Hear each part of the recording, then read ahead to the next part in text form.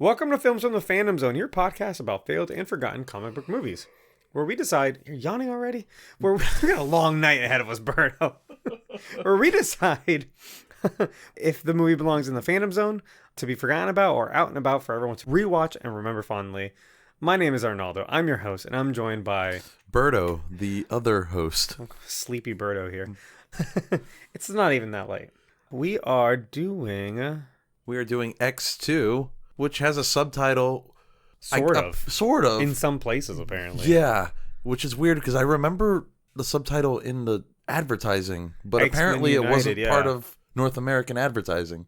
No, I think it was, and then... But then it wasn't called that. It wasn't technically called that. The movie's just called X2. Yeah. So it's X2, subtitle, X-Men United. Sometimes. And in other countries, it was just called X-Men 2. Because it's like three different titles for this movie. It's strange, right? It is weird because it doesn't seem like something that's even necessary to have been changed. Also, X-Men United isn't a good title. Also, they're not united in that movie. They're not united in any of the movies. Oh, in this movie. Wait, sorry. I was thinking about The Last Stand. That's not a great title either. No, I think they are united. I think what it's referring to is that Magneto's part of the team. Sort of. For a little bit. We'll get to it. But yeah, so this is a sequel, right? Because we just finished X-Men. Yes. 2000. Who's the guy? Bryan Singer. Look, if that kind of if that sets you off, I guess, if that piques your interest in any way, we actually did keep or cancel on him too in that one. So obviously we canceled him, but there's a lot to discuss, right? About yeah, he's not a good dude. No, he's a pedophile. But we had a lot to talk about, art versus the artist, and does that compromise your feelings for a movie or how you watch a movie when you know people who made it are horrible people. Yeah. Right. So great discussion. Sable, my wife, guest starred on that at one. She's not here today because she can't commit to watching a couple more movies. She said she was too busy to watch this one. So she's outside and she'll probably pop her head in here and make fun of us. So that was a great episode. Check that out. That's already out. Also, what did we do before then? We did a couple reviews on Shang-Chi, Cowboys and Aliens. Yes. Fun one.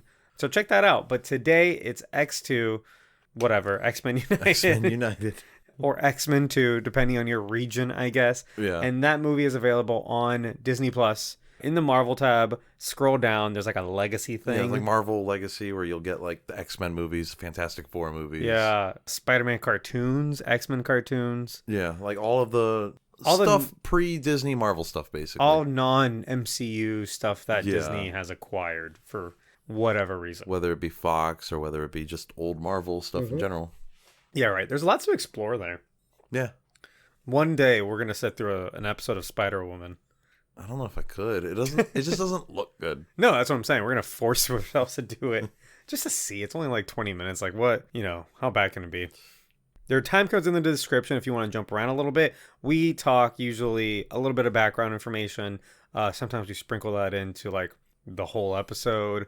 We're going to go through our initial expectations, the plot of the movie. We're going to analyze it to the best of our ability. Then we're going to do keep or cancel. Today we are talking... Sirs Ian McKellen and Patrick Stewart. Ooh, they're cool. And they're awesome. Spoiler alert. They're cool dudes. Skip that part then now, I guess. And then whether or not we're going to put this movie into the Phantom Zone. And then also, before we get started, we are live right now on Twitch. We record all these episodes live. So if you want to hang out with us, be a part of the show, you can do that. You can just go on most Monday nights. Go on twitch.tv/filmsfrompz, and you can chat up with us. If you know something crazy about this movie that we might not know, hey, it's a great time to say something, and then that'll probably make it into the episode, right? And we'll credit you. Yeah. No, that's not a bad idea. Yeah, absolutely. Yeah, I'm not going to pretend to have known that myself. Oh, yeah, right? well, actually. Cool, so let's get started. You ready? Yeah. Initial expectations. The very first time I ever saw this was what, 2002? 3? Mm-hmm. Okay, so I was about 10 years old. Wow. We actually saw it for a friend's birthday party. Oh, wow. So it's he was turning 9 years old, I think, and his mom just took all of us to go see X-Men. Before we went to watch it, I was super excited about it because there was commercials all over the place because X-Men was huge at the time. Yeah, the first one definitely exploded the property. Yeah.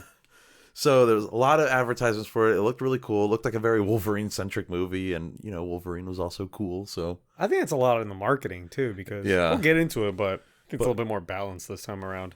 Yeah, I thought I was gonna get blown away, just like with the first movie, and I was. Yeah, I saw this. I would have been 14. Okay. That makes me feel so old, but yeah, I would have been 14. It's crazy. It's like one of those very vivid memories. I remember who I went with. I remember like sitting in the theater. I remember talking about it. And I remember as soon as we got out, someone was like, the guy, my friend who I was with, it was like my cousin. And he's like, oh, you saw the Phoenix in the lake? And I was like, what? I had completely missed it. I just didn't notice it. And I was like, I gotta see it again now. Like, fuck. And then I watched this a bunch of times on DVD or whatever. I kind of remember this movie pretty well, but I kind of didn't. So some of the stuff, like, I completely forgotten. I just remembered like bits and pieces. So this was really fun going back in. I was surprised last week with how good X-Men was. I didn't remember it being that good. So right. I kind of expected the same going in here. I'm like, I think I'm going to get like happily surprised by how good this is. Mm-hmm. So sometimes we talk about like the background of these characters. I only have, and I thought about maybe we should do it as we kind of meet the characters. Basically, what we said last week is like, just to kind of recap, X-Men started in 1963, written by Stan Lee and Jack Kirby. It was a small team.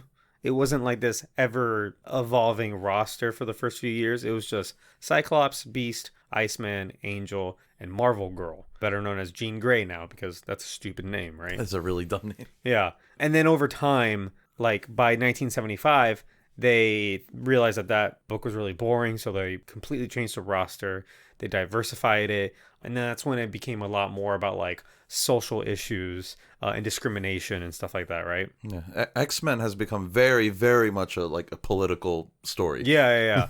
But that didn't kind of start happening till the mid 70s when they introduced Nightcrawler, Storm, Wolverine, Banshee, Sunfire, Colossus, Thunderbird, who's an Apache Indian. I don't think I've ever seen anything with him in it. And then Jean Grey becomes the Phoenix by 1975 by all new giant X-Men.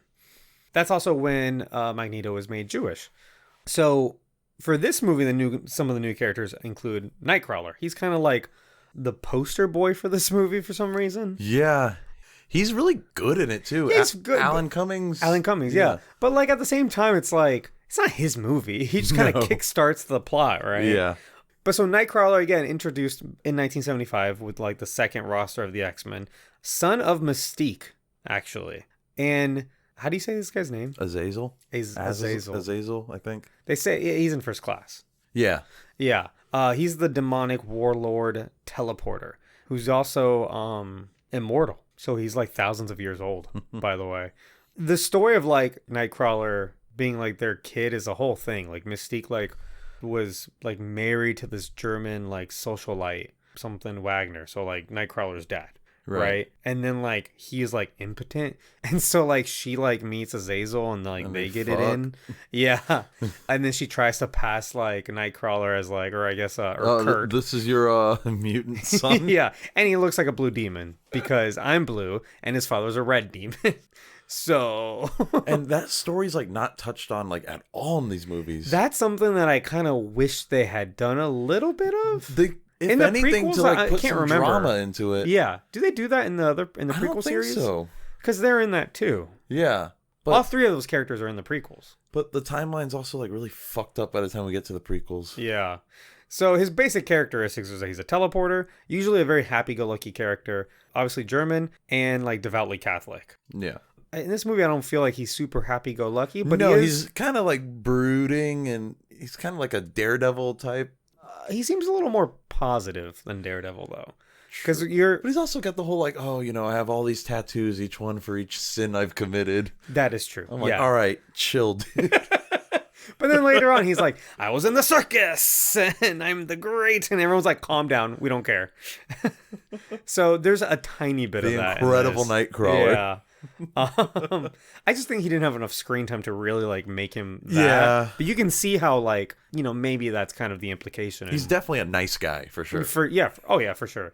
And then there's Lady Deathstrike, who is the daughter of Lord Darkwind. And the only reason that's important is because he's the inventor of adamantium bonding. So his technology is what led to Wolverine being Wolverine. She's basically just like a female copy of Wolverine, though. Yeah. Same powers.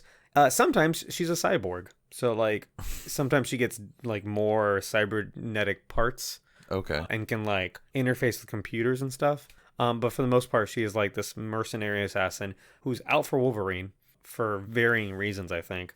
And then it also is the apprentice, sometimes, to Silver Samurai. I feel like there's a lot of sometimes here with a lot of these X-Men characters. Because it's the comics too. Like in some issues it's one way, then they retcon some stuff, so it's like it's sometimes, you know. And then William Stryker, who's the villain here, he's just like a reverend, a religious fanatic with some military history. He talks like a reverend. Yes. And I think if I have one complaint, because his character is great in this film, if I have a complaint, is that they didn't lean into his like religious zealot side. No, they're just kind of like, hey, I hate mutants because they're different. Right. I think it would have been a super interesting twist on him because we have one very religious character who's a good guy. Mm-hmm. Right. And he's very kind of like that we see a little like altruistic. He's very faithful. Yeah. Right. And there's later on, we're going to get to it, but he has an exchange with Storm where he's like, she's basically says that she's angry at humankind. And he's like, you shouldn't be so angry. You should try faith instead. Yeah. You know, so he has a kind of a slightly different perspective because of his like Catholicism, his kind of religion. Whereas like Stryker is like clearly like a Southern Baptist reverend. Yes. It's the accent that he puts on, which is mostly his voice, I think. Yeah. Brian Cox. And it's good. That's amazing. Yeah. So it's like implied in his acting that he's like a Southern Baptist, like preacher, basically, right? Like, but like a hateful, spiteful one. Like the one that... Like the racist ones. Yeah, like the ones that you read about in the news. Exactly. And I feel like that would have made his character given a lot more depth, I think. Yes, there would have been a bit more like nuance in the movie too. Yeah, if you only needed one scene where he is kind of spouting off a little bit about, you know, how these people are like demonic or their mistakes and this is God's way of punishing us. They especially could have done that with Nightcrawler, like have him like talk about how Nightcrawler literally looks like a demon. That's what I'm saying. That's what I'm saying. Like you had these two kind of diametrically opposed Christians, right, on either side of this debate. That would have been really good, I think. We're almost skipping ahead to the analysis of the movie. But here's the thing, though. I think this is around a time where, like, playing it safe's not the right thing to say because there's some stuff in this movie where I'm like, whoa. Like, they did that. Yeah. But I feel like it's always tricky when you try to involve religion into a story. Well, a big budget movie. A bit that you want to make billions of dollars. Yes. That's really what it is. Oh, because you don't want to anger anyone. Right. And you don't lose money. Exactly. You don't want to make this kind of like Southern Baptist-y preacher guy the villain in a movie you're trying to watch the movie. Exactly. In a movie that you're trying to sell to everybody. You don't want picketers. Is my point. Right? Like what's Here's the thing though. I feel like today though that would work to the movie's advantage. Maybe. And maybe like if they do bring this character back, like he should be a religious zealot, right? Like he should be that kind of like you're all going to hell and mutants are evil and the guy, you know, the guy picketing in college campuses, like that guy. Yeah. That might be the next William Stryker. I could see that. Yeah. Anyway, hatred of mutants. That's basically what he's known for. Yeah. Father to a mutant. So in the comics also. Fucking hypocrite. Yeah. Well, that's the thing. He hates Jason, his son, because he thinks he's like this. Oh, here, I wrote it down. He's convinced that Satan has a plot to destroy humankind by corrupting prenatal souls, the result of this corruption being mutants. So he thinks like his son is like basically like the spawn of Satan. Exactly. So he has no problem like casting him out or whatever.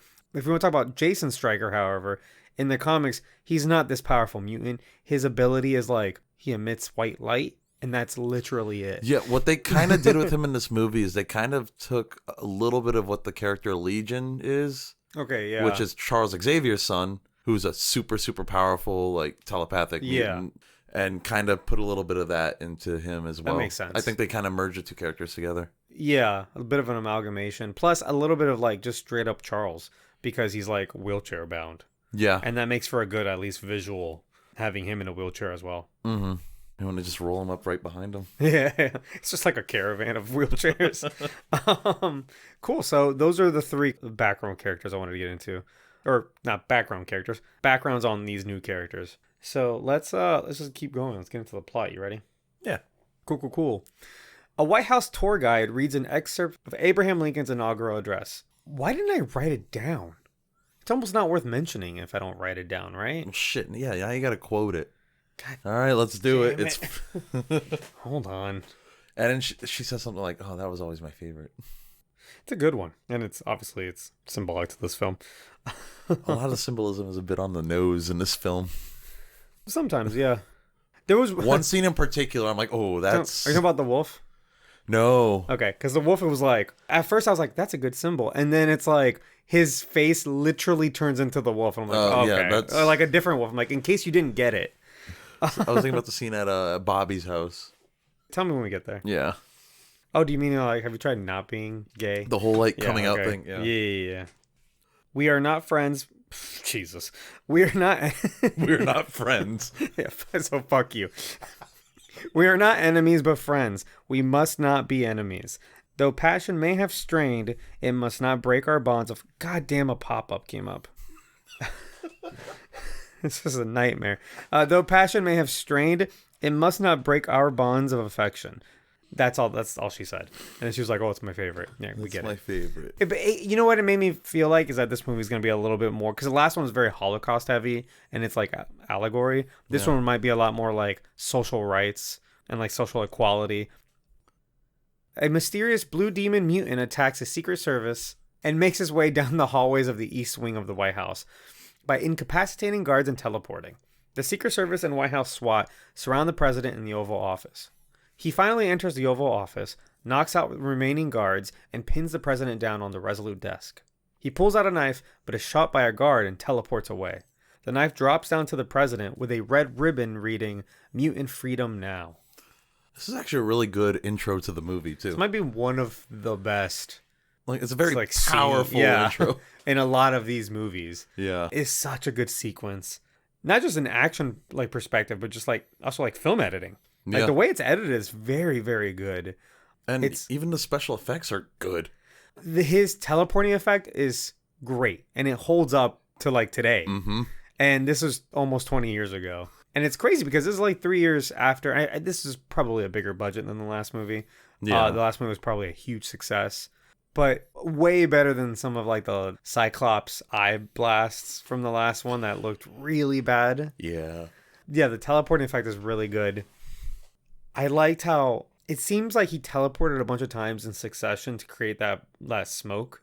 Because he opens the door into the Oval Office and you just see like a little bit of smoke. Mm-hmm. And they're like, they don't know what it is. And then he starts teleporting around. And like the music gets all dramatic. Music's a little dramatic for me. I think that might be the one thing that didn't age as well. But what I was saying about the editing too is like it kind of disorientates you a little bit because of the way that the camera keeps like cutting to like wildly different angles. Really kind of makes you feel like you're part of the scene because that's what basically is happening there. They're all disoriented. Because they keep on seeing him come from different places. Yeah. So it's a very kind of like head jerky effect, right? The thing that got me is they all just start firing their guns like almost at each other. I was like, oh, you're gonna hit him. Yeah. But it made the scene look cool though. No, it was awesome. I like how he doesn't kill any of them. I also like that he pulls out the knife with his tail. Yeah. And he like tosses it over to his hand. That was really cool. That's a great scene. Now, was he going to stab the president or was he just going to put the knife next to his face? Well, I guess spoiler alert, because we do find out later that he was being controlled. Yeah. He was being manipulated. And I don't think the idea was to kill the president so much that it was to scare the president. Yeah. So I think it was always meant to like not hurt the president. Okay. You know, because Stryker wanted his permission to do whatever. Oh yeah, killing the president might not work out the way Stryker would have wanted it to. Exactly. Yeah. He just wanted to kind of... You're better off getting the president on your side. Exactly. Yeah. At a field trip chaperoned by the X-Men, Jean starts hearing all the thoughts in the room without trying. Scott comments that she's been different since the events on Liberty Island. In the food court, Pyro is goading some bullies who ask for his lighter. They forcibly take it, and Pyro makes a fireball out of the bully's lit cigarette. Iceman quickly puts it out, and Professor X freezes all humans in place using his powerful telepathy and suggests they all leave. So are they bullies or is Pyro just being a dick? Because apparently all they did was ask for a lighter, and then Pyro's just being a dick about it. Yeah, but I think they're bullies who ask for a lighter because then they're like, then they start like fighting him for it. Yeah. But also, So- like, Pyro is kind of a bully himself. Absolutely, yeah. That's what I'm saying. Like, he was goading him. Like, he's Yeah. like kind of egging him on. It's like, yeah, I don't want to give you this. This first few scenes does a really good job of like recapping, like getting you up to speed. Like if you didn't see the last movie, which is crazy because the last movie like introduces so many concepts, like all of these characters and all their powers and what their deal is, and Yeah.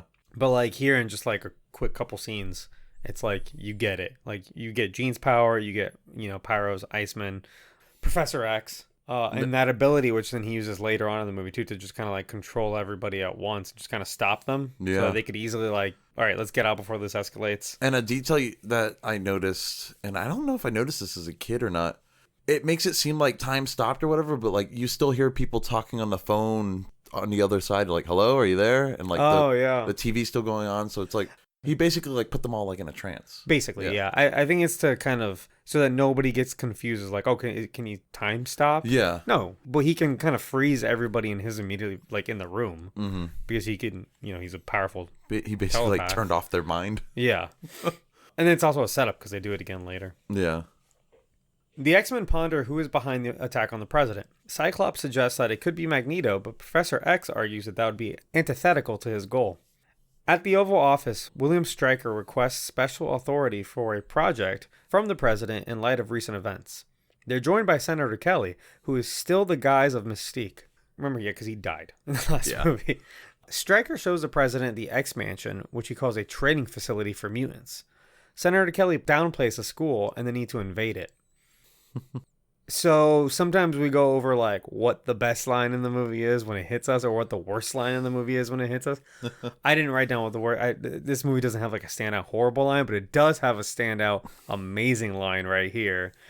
You probably know what I'm talking about. Yep. It's when Senator Kelly then like stops him in the hallway, and again that's Mystique, and she's obviously like a mutant, and so he's kind of talking a little bit to Stryker, and Stryker says, "I was piloting Black Ops in Vietnam while you were sucking on your mom's titty at Woodstock, Senator Kelly. Don't lecture me about war."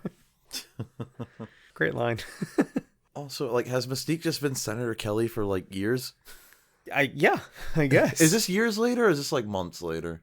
It's hard to It's say. unclear. Because like the characters obviously look a little bit older, but like I wouldn't be surprised if it's just like a few months to like maybe a year tops. Okay. Because like, at the end of the last movie, Wolverine went to Canada to to like investigate, and now figure he's out coming his back. origin. Yeah, and now he's coming back. So it's really important here though to like note, I think, that although Mystique fought with the X-Men in the last movie, in this scenario they're like allies.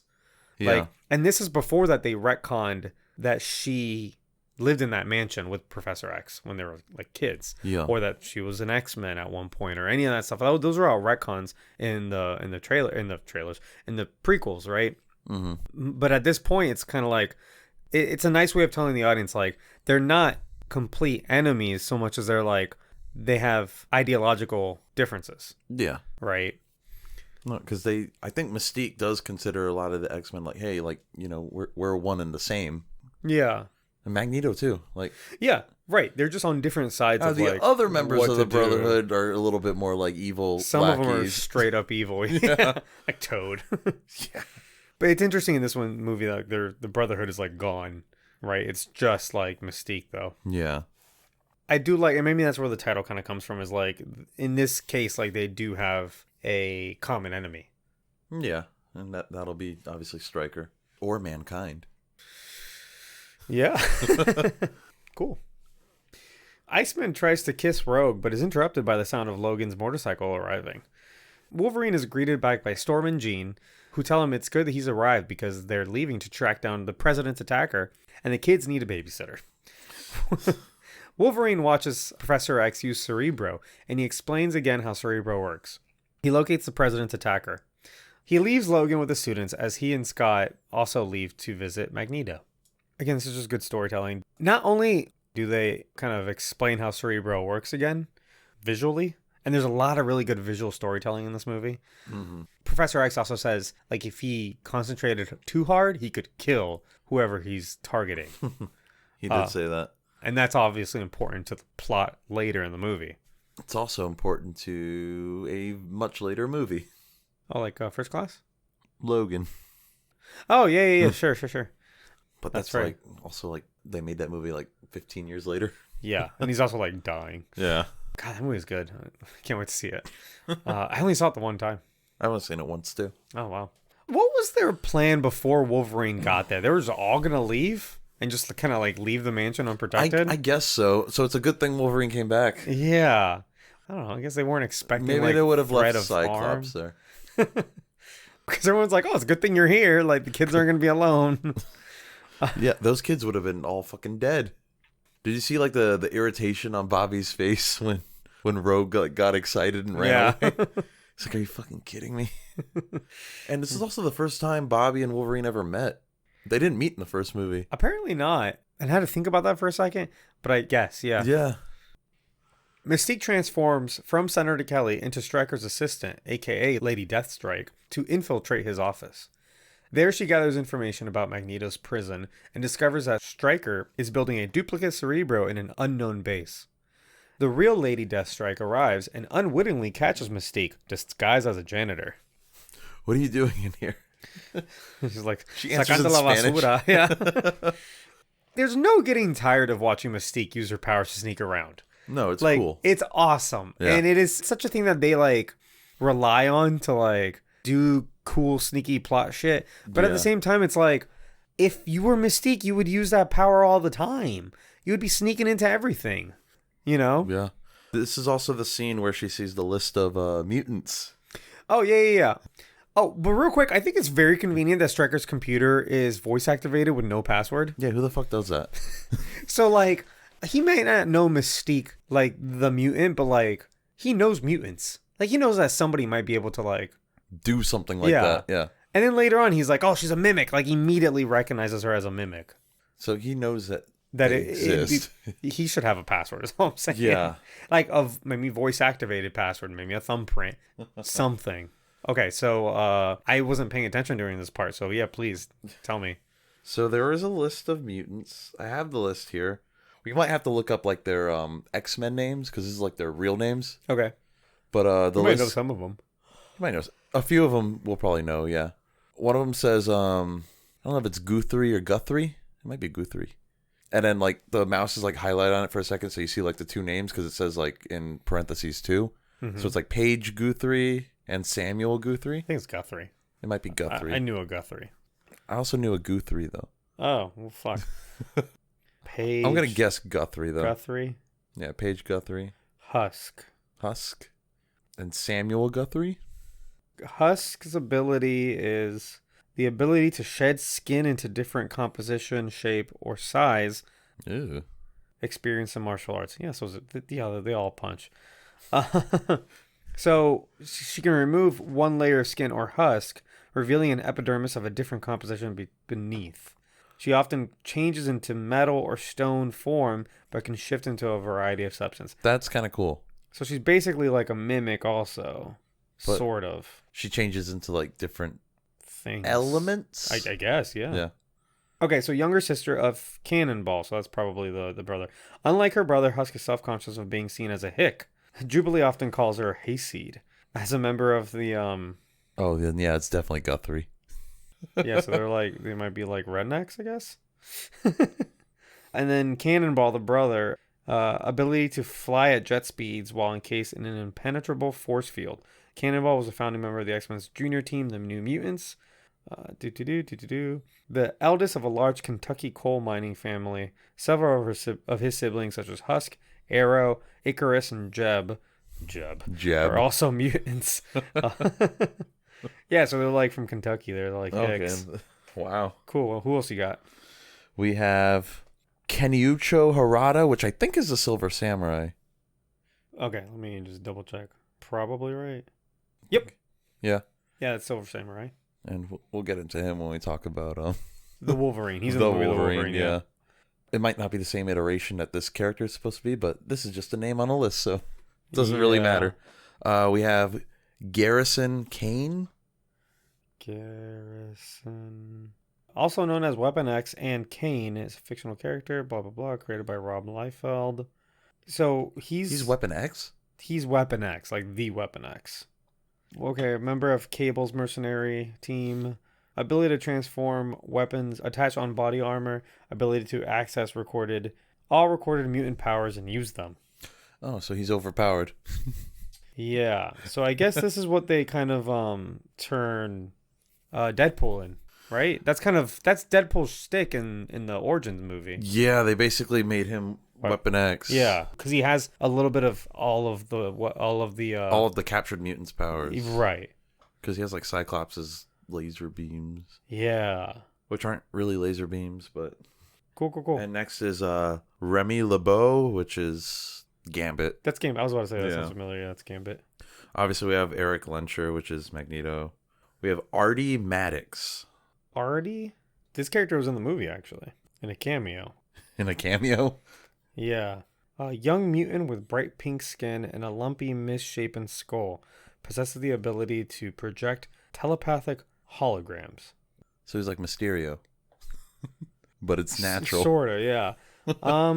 Appears in the film X2, X-Men United, portrayed by Bryce Hodgson as a student in Xavier's school. In the film, Artie was shown wasn't bald or had pink skin, but had a forged snake tongue and was mute.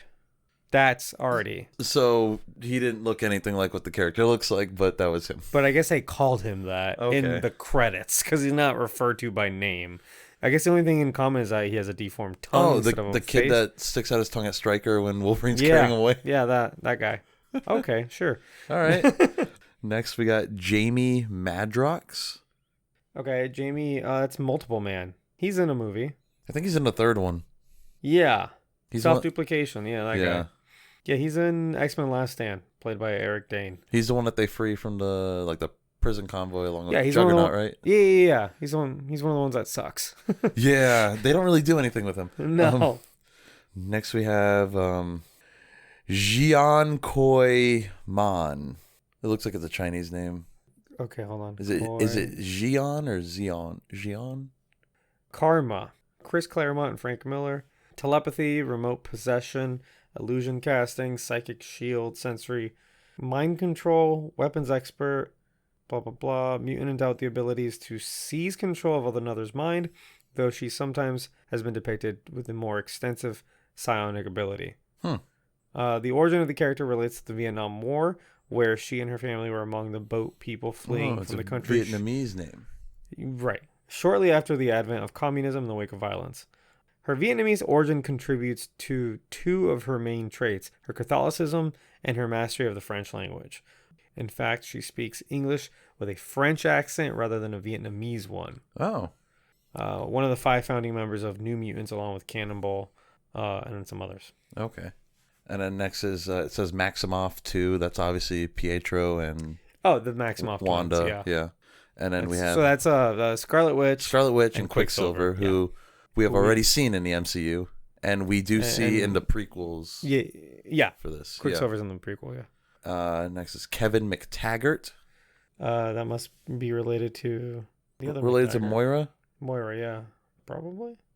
Kevin McTaggart, best known as Proteus, and also called Mutant X. There's a lot of X names. Yeah, there really is. Proteus. Proteus. Reality warping, body possession, psionic energy composition. It's the son of Moira McTaggart and politician Joseph McTaggart.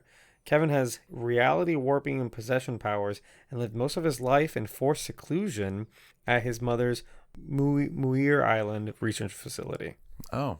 And then we have one last name that's visible on the list. Wait, his attempt to break free and find his father made up a classic 1979 through 80 Uncanny X-Men storyline that was adapted into the 1990s X-Men animated series. Really? In 2009, Proteus was ranked as IGN's 77th greatest villain of all time. Okay. I've never heard of him.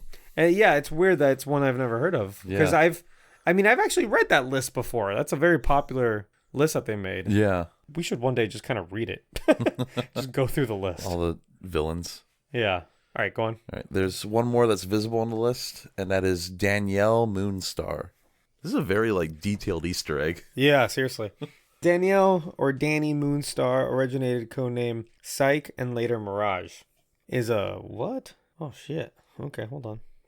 I think she's in the New Mutants movie. Is a Northern Cheyenne superheroine. She first appeared in the graphic novel New Mutants. Yeah, so one of the New Mutants. Her like picture is pretty badass. A mutant, Moonstar originally possessed the psionics / psychic ability to telepathically create illusions of her opponents' fears or wishes. She later developed a wide range of psionic and energy manipulation powers, developed some magical abilities after a series of adventures in Asgard. She was a member of the X-Men's 1980s junior team, New Mutants, and after a long absence, its reincarnation, X-Force. She was also a member of X-Men, blah, blah, blah, do-do-do. She regained her powers after being infected with, then cursed of Warlock's transmode virus by Dark Beast. She regained her Valkyrie powers after making a deal with Hela. She's got a lot to do with Thor stuff. Yeah, a little bit, right? That's really interesting. Oh, yeah, she was in the movie. Blue Hunt portrayed Danielle Moonstar in the 2020 film New Mutants. Okay. Cool. Wow. All right, that was a lot. A lot of, list of names with a lot of content behind it. This scene had a lot going on. That's definitely that's a deep, deep cut for some of those like real comic book nerds. Yeah. Because we had to Google all but 3 of those names. Yep. At an abandoned cathedral in Boston, Jean and Storm arrive to fight Kurt. I keep wanting to say Wagner. I mean, that's how he says it? That's how he says it, because my entire life I thought it was with a V, just because of his like German accent. To fight Kurt Wagner, the teleporter who attacked the president. He was a circus performer and says he didn't mean to harm anyone. He also doesn't remember his past, but is devoutly Catholic. A little bit of great visual storytelling. You see the little medicine hole in the back of his neck. Yeah. That you saw earlier on Magneto. Yep. When they basically forced him to, we'll find out. Yeah, soon I skipped it, there. but then right. Basically uses it to mind control these guys. I like that little scene. Yeah, Go to Boston. Nice, and that visual storytelling was nice and subtle too, without yeah, you were mind controlled to do this. Right. You infer that he exactly, and not only that, a lot of his kind of religious kind of beliefs too. At one point, he's talking to them, and he's like, maybe he's testing me, and he turns around and he looks at a statue of Jesus Christ. Yeah, and so there's a lot of, especially, and the reason they wrote him to be like that, in the comics, probably is because he visually looks like a demon. Right. So it's interesting to make him the opposite of that, right? He's a very devout Catholic man. Yeah. And maybe he was pushed that way because he's been called a demon his whole life or whatever. Yeah. But which, now I'm thinking about it, Daredevil takes the appearance of a devil, and he's also a very devout Catholic man. Is that a Marvel thing? Professor X and Cyclops go to see Magneto. He asks Magneto what he knows about the attack at the White House and notices his bruised face. Magneto tells him that he has received multiple visits from William Stryker, whose son Jason was a student of Professor X. Magneto tells him he had no choice but had to tell Stryker everything. This was a good scene because this is where you realize that Magneto's also a victim in this. Yeah, and there is a little bit of kind of visual language there, he's hiding his bruised face. Yeah. And then when he reveals it, because he gets beat up by the fucking guard all the time. Yeah. And then Xavier's like, what the fuck? He's very concerned, right? Yeah. You could tell Magneto feels bad about that he told him all this stuff, because he says, you should have killed me when you had the chance, Charles. Yeah. There's just good stuff here. Yeah. When you kind of look at just the first act of this, the story progression, the way the story is told, just feels so natural. They set up some really good characters early on and some good kind of well, what if this happens? And then the whole movie just kind of folls into its logical conclusion. You know what I mean? Yeah. It's very well done, I think. And that's inside his plastic prison, which is still, carried over from the last movie, which is still visually just a great set. Yeah. I can't get enough of it. I would watch a whole thing set there. Oh my God. Wolverine meets with Bobby, aka Iceman, in the kitchen. They discuss that his parents don't know that he's a mutant and his relationship with Rogue. Stryker's team infiltrates the mansion and starts tranquilizing kids until a loud mutant wakes everyone up. Wolverine fights his way through the soldiers, but is stopped by Stryker, who recognizes Wolverine. He talks about Wolverine's past, which intrigues him, but Iceman creates a wall of ice to save him, and they escape through the secret tunnels. How old is Colossus supposed to be? I don't know. Is he a kid? He's a grown fucking man in this. But is he like a student? I think he's a student. Maybe he's like a senior. You know what I mean? Like, are there age limits? Like, or can anybody come at any? Like, yeah. What's the curriculum? Also, that's what I'm saying. Like, maybe like yeah. I don't know. Like, maybe he was on the run for so long, and he gets there and he's like, well, I never took physics, so might as might as well learn. get my high school degree from me or whatever. I try to look it up. Let me see how old the actor was. Daniel Cudmore. He was 22 in this movie, which is what he looks like. He does not look like a kid. He looks like a 22-year-old. Right. So I just find it super funny that, and they always like put him with a bunch of kids, like walking around the halls, So I'm just like, what are you doing there? I think there's like, we want Colossus in this movie, but they also didn't really do anything with him. Well, he was in the last one, wasn't he? He was for like a second as well. Did he transform in the last one? I don't think so. So how did we know that was Colossus? I don't know. I don't remember. Also, I mean, I feel like you could have done more with him. He's like an incredibly strong X-Men. Yeah. But in fairness, like he does say like, I can help you. And Wolverine's like help them. Help the kids. Yeah. Like stay with the kids. And obviously, like. That mutant that screams, is that Banshee? I don't know. But that's a girl. Banshee's a boy, isn't it? Is Banshee a boy? Oh, so many characters. Oh, that could be Siren. No, but Siren's a guy in First Class. I'm confused. I thought that was Banshee. Oh, Banshee's a guy in First Class, yes. Siren is a different mutant that also screams. Yeah, that's Siren. Siren went by Banshee for a little bit. Fuck. Yeah, Siren uses her sonic scream against the Weapon X invaders. So many characters. Yeah, she later retired the name Siren and went by Banshee in honor of her late father. Oh, okay, that makes a lot of sense then. Yeah. She's Banshee's kid. Maybe not in this continuity, because again, this continuity's fucked. Well, Banshee's older in this continuity. Well, yeah, whatever. Also, there's a Kitty Pryde and a Jubilee again here, and they're played by different actors again.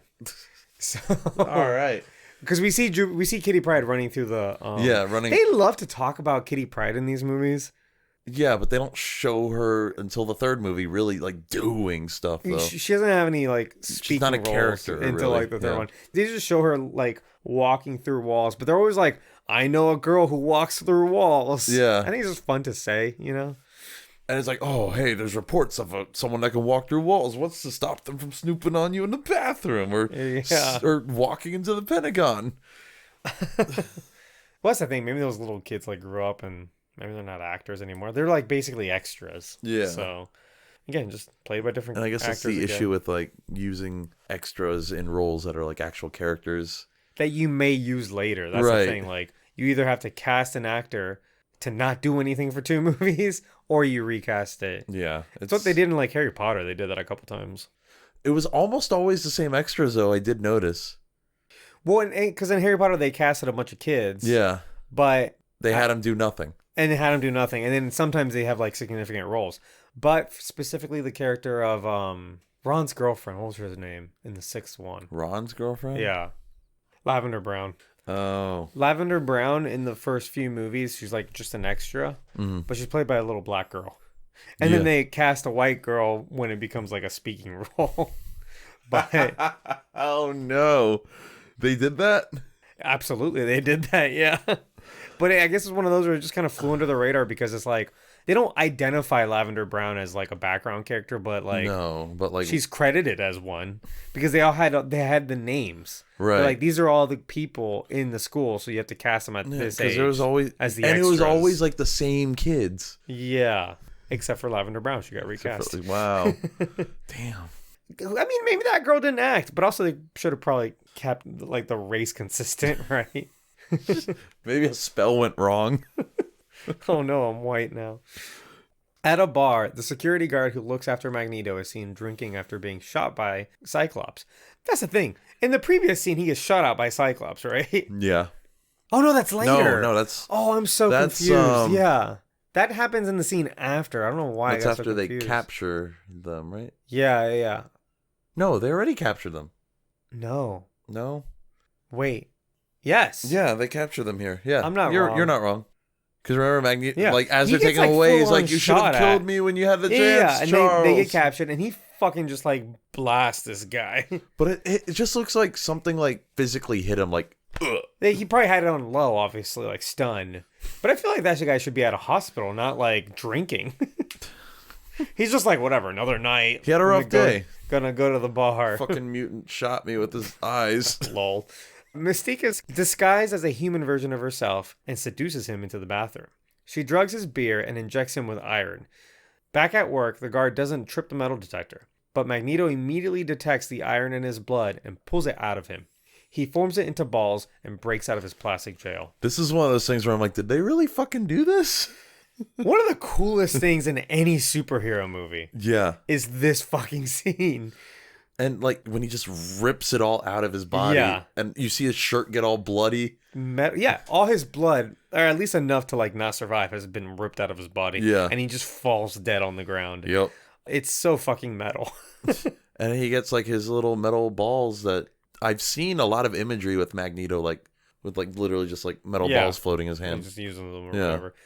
The way he perks up with a smile on his face because he immediately senses the metal. Yeah. Like he knows exactly where it is. Something's different about you. It's like, yep, it's too much iron in your blood. Yanks it all out. Jesus Christ. That and like the balls are just going everywhere. Then he They're turns. basically bullets. Yeah, like he can make them go that fast. But there's the size about like pinballs. Like they're big, you know. And then he like flattens one out to use as like a platform. Yeah, a little floating platform. So fucking cool. It might be like his most iconic scene in any of these movies. Yep. It's really, really well done. A couple other cool things to note here. It's cool that Rebecca Romijn gets to just be herself for one scene. Yeah. Because it's the same actor who plays Mystique. She's just not wearing makeup. So she transforms herself to what she would look like if she was human. Something that she does a lot in the prequels. Yeah. Because it's a lot of times it's just Jennifer Lawrence. With like no makeup on. Until she has to like fight or something. Yeah, just to like save the makeup, I guess, so she doesn't have to sit through 8 hours of it. But interesting, the dress she's wearing, I don't know if you notice this, resembles like her skin. Yeah. It's like a blue dress, like really skin tight, and it's got like little patterns on it. You notice it because when she transforms, like you see her dress become her skin. And like it blends with it. Yeah, and the other really interesting thing is that they show the news, and the guy that they're interviewing is Dr. Hank McCoy, aka Beast. Oh, he's not No, he's not bestial. Yeah, he's not blue, and he's not played by Kelsey Grammer. But what's also stupid is like in the next movie they establish that he just can't transform. Like he's stuck as Beast permanently. Maybe he took the serum that he took all the time in the prequels. Yeah, but that's a retcon. You know what I mean? Yeah. Because in the next movie, for a second, his hand turns back into human, and he looks at it, and he's like, you can tell that he hasn't seen his real hand in like decades. Yeah. You know? X-Men 3 is also made by a different person. Yeah, but still. Written by a different person. It's just such a dumb inclusion because you know if you're going to use the character, like even though the next movie might not be written, you know you're going to use him at some point as he's Beast. like he's a staple X-Men character. He's an original X-Men. Yeah. And he's always been a beast. Not always a blue beast, but he was always at least a beast. So like, why not? That was so dumb, I think. You could have just not, for just a cameo, like you could have just not done it, you know? Eh. Well, also, like, it's not even the same Hank McCoy, so. That's what I'm saying. Stryker, having kidnapped Professor X and Cyclops, reveals that his son Jason, a powerful telepath who resented his parents, would cast images into his and his wife's minds. The wife killed herself to make them stop. Stryker is using the fluids from Jason's mind to mind control the mutants. Damn. I get the impression, though, that he's not a real telepath like Xavier is, so much as like he can just kind of produce images in your mind and like trick you. Yeah. But he may not be able to read your mind. He might not be able to like control you in the way that like Xavier can do. Because he can do all kinds of shit. Because they're showing like the way that Stryker is using Jason to do it is like he is basically like just tricking them. It's just like mental image manipulation. Yeah, he's making Xavier think that he's at Cerebro and this little girl needs his help. Which in a lot of the X-Men powers that we just read through, a lot of the powers were just that. It was just like mental image manipulation or something like that. Yeah. Or image projection or seems like a pretty common mutation. Yeah. Wolverine, Bobby, Rogue, and Pyro arrive to Bobby's house. Bobby and Rogue finally kiss, which is broken before he's too injured, but not before Rogue absorbs his powers. Like she like looks down and like blows like ice. Yeah, like little, you know, when you see your breath. Yeah. His parents arrive to Wolverine stealing their beer, and Bobby has to break the news to them that he is a mutant. They're very apprehensive to this, and his younger brother sneaks away to call the police. That kid That's fucking an sucks. overreaction. Yeah, that kid's a fucking idiot. That kid didn't even say a word, really. He was just like seething anger. Bobby, he's a mutant. His mom asks if he's tried not being a mutant. So, definitely like an LGBT parallel. Yeah. Of like a coming out. Like you have to tell your parents like you're gay, you're trans, you're whatever. You're a Like, mutant. you're a mutant. And I mean, you were saying earlier you think it's like too much. It was very on the nose. I think it was too on the nose, but it's kind of like, it's one of those things where it kind of needs to be like, it's the year 2003. It's kind of like, you want this to work on different levels. True. You know, you want it to work. And when we said last week that, you know, the X-Men is an allegory for any like oppressed group, right? And there could be a bunch of them. Like whoever you want, you can pretty much relate. So the last movie really focused on the Holocaust. That was kind of the only parallel they try to make. Whereas in this movie, they're trying to make several different ones, and they're really not touching up on the Holocaust almost at all, I think. Actually, at all. There's like barely there's the a Holocaust attempted reference. mass genocide at the end. Okay, sure. But other than that, but I mean here especially, like, yeah, this is obviously like a coming out. Yeah. And the parents' first reaction is like, well, they all have different reactions. Like some are angry, some are in denial. The mom is like in straight denial because she's like, well, maybe you should try just not being a mutant. Which have you tried it? Have you just tried it? Which is ridiculous because within the context of like X-Men, it's like, no, that's something you're born with. Yeah. Like you can't just not be a mutant if you are a mutant. It's literally in his genes. Exactly. But that's the parallel they're making. Yeah. That's like, you know, if you're gay, like, if you're gay, that's you're who gay. you are. Yeah. And people might say to you like, well, you could change if you wanted to. But that exactly. It's pointing out that hypocrisy, right? So great scene, really. There is a funny line in here though where the mom's like, oh, this is all my fault, and then Pyro's like, well, actually they discovered that the X gene is passed through the mail, so it's his fault. He's not helping at all. He just points at the dad. It's his fault. You just shut the fuck up, man. But as we see in this movie too, like right now, because of the attack on the president, the mutant thing's like a super hot button issue. Yeah. And there's like protests on the streets. So it's not crazy for, I think, the kid. Like, I mean, he sucks, obviously, the little brother. He's a piece of shit. But it's like he's angry. He's so angry that his brother's like one of them, basically. Yeah. He's basically racist. Is kind of that parallel. Yeah. That he's buying into everything that's being said. The propaganda or whatever. And he immediately calls the police and lies to the police because he said there's people here at our house. They're not letting us leave. Yeah. Like they're holding us against our will, essentially. Jesus and that's Christ. not what's happening at all. They're actually trying to leave. I like how Bobby shows his powers by freezing his mom's tea. What a dick move. Come on, man. Don't, like, she was drinking that. You could have done anything else. I think I'd be pissed off too. Right. You could have done anything else. The cat jumps up and immediately just starts licking. She's like, oh, a tea popsicle. I'm all about it. But that cat will lick anything. He just licks Wolverine's claws too. Yeah. Like, that thing's sharp. You could hurt yourself. Oh, poor kitty. Oh. It's fine. Oh yeah, later on in this next scene too, we're gonna see some like police brutality. Oh, like, absolutely. On minority parallels too. So like it is more kind of all encompassing in like different groups of people, right? Yeah.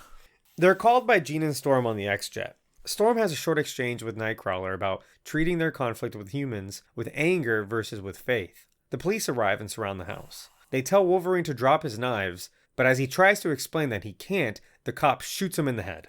Whoa. Pyro finally gives into his anger and throws flames at the police. Rogue grabs him to depower him, and still having Bobby's ice powers, she puts out all the fires as the X-Jet arrives and Wolverine recovers. There's a missed opportunity right here, because this means that Rogue at this point has both fire and ice powers, and we don't see her using both at the same time, which could have been really badass. But obviously, like, she's not fighting anyone. She's just, like, putting out the fires. She's just like, I just want these flames to die. Like, I want this guy to pass the fuck out, and I need to put these fires out, which is kind of like, going back to the last movie, a fun kind of paper, rock, scissors situation. Also, Wolverine's kind of a fucking idiot here. Why? Just retract your claws. Yeah, he should have just done that. Yeah. Put the knives down. I can't. Look. Yeah. But this is the police brutality against minorities parallel, right? Black people, people of color. Yeah. Because right now, you know, this is during... it's just what's hot right now, right? Like I said, there's protests. Yes. Mutants are like... It's relevant. Yeah. And so the cops are all... They're scared, basically. And they're expecting violence out of these people, out of mutants. And so as soon as, like, you know, Wolverine is trying to cooperate... Like, he's trying to show him what his knives are. Look, they're in my hand. They're literally a part of me. And he gets shot in the head right away. Yeah. Like, without question. Like, at this point in the movie, you don't know that he can take a bullet, I don't think. He doesn't do it in the last movie. No, but you have the whole, like, oh, he can heal very quickly. Sure, but take a bullet to the skull. It was, like, in his skull, too. But obviously, like, his skull is also, like, lined with adamantium. Yeah. So, like, yeah, he can take a bullet, but it's gonna knock him the fuck out for a minute. Mm-hmm. I like when he gets up, too, and he's, like, walking away. He, like, glares at the cop that shot him. Like, fuck off. Do you think he could take a bullet? Because, like, it's his skeleton that's lined with adamantium. So, like, I feel like he could take a bullet to the head all day long. But, like, maybe not, like, to the... balls. Well, I was gonna say vital organs. You know what I mean? I think his organs would still recover. They would recover before it would kill him, probably, right? Probably. Yeah, He'd probably be in a shit ton of pain, but I think he'll survive. You know why LT's a dumbass? Because earlier in the movie, he's asked by Professor X to not smoke in the mansion, and because he's smoking a cigar. Yeah. So he puts out the cigar on his fucking hand, and he just sits there and endures the pain, he's and like, then and then you see he has a huge burn left behind on his hand. That would be so fucking painful. And it just like heals. I think it was just like, oh, hey, look, he heals, remember?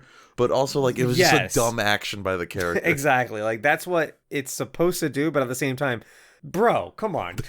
You fucking idiot. So many other ways to put out a cigar. You could have just used the floor and cleaned it up. You could have like... Yeah. Maybe he didn't want to do it on the floor because he wanted to save it for later. I mean, he didn't want to burn his clothes either. You can still do it on the floor. You'd be smoking shit that was on the floor. It's a very clean floor. If you see that basement to the X-Man show. But also, I guess the floor might be better than burnt flesh, too. Yeah. I feel like if this movie had come out, this scene right here, you'd put that in a movie now, people would say, like, this is woke, Black Lives Matter propaganda. But, I know someone that would say that. But at the same time, that's what the X-Men are. It's always been political. Yeah, Since at least 1975. Yeah, I'd be like, you're right. And that's also how they've been for the past few decades. Yeah. Like the first decade or so wasn't really like political, but it's been a political commentary since like the 70s. Ever since the 70s. Yeah. So maybe the X-Men movie's not for you. Yeah. You idiot. On the jet, the team is caught up by two fighter jets who order them to descend and go into custody before falling back to attack. Storm outmaneuvers them by creating dozens of tornadoes. They elude the jets, but two missiles lock onto them. Jean unlocks more of her Phoenix Force powers and disarms the first missile from inside the jet. The second, however, hits the back of the jet and jettisons Rogue, who couldn't get her seatbelt on. She was trying the whole time. She was just like in a panic too. Like I was like, I kind of relate with you, but you need to get that seatbelt on so fast. Nightcrawler teleports to her, grabs her, and teleports them back on board. Jean tries to steady the plane, but they're being brought down. They realize that someone else is controlling them. It's Magneto, who grabbed the jet from out of the sky. So, on the whole, this is a great scene. It's but it doesn't. Like, it shouldn't be in the movie at all. It serves no purpose. There's some logic things, too, where I'm like, all right, why didn't Storm just, like, hit the missile with lightning? Why didn't she hit the jets with lightning? Why create, like, 50 tornadoes, potentially destroying the ground below you? And, like, she has to maneuver through them, too. Yeah. Yeah. So, like, they could get caught up in it. Also, why were the jets still chasing them through a bunch of tornadoes? Oh, yeah. If I'm that pilot, I'm like, I'm getting the fuck out of here.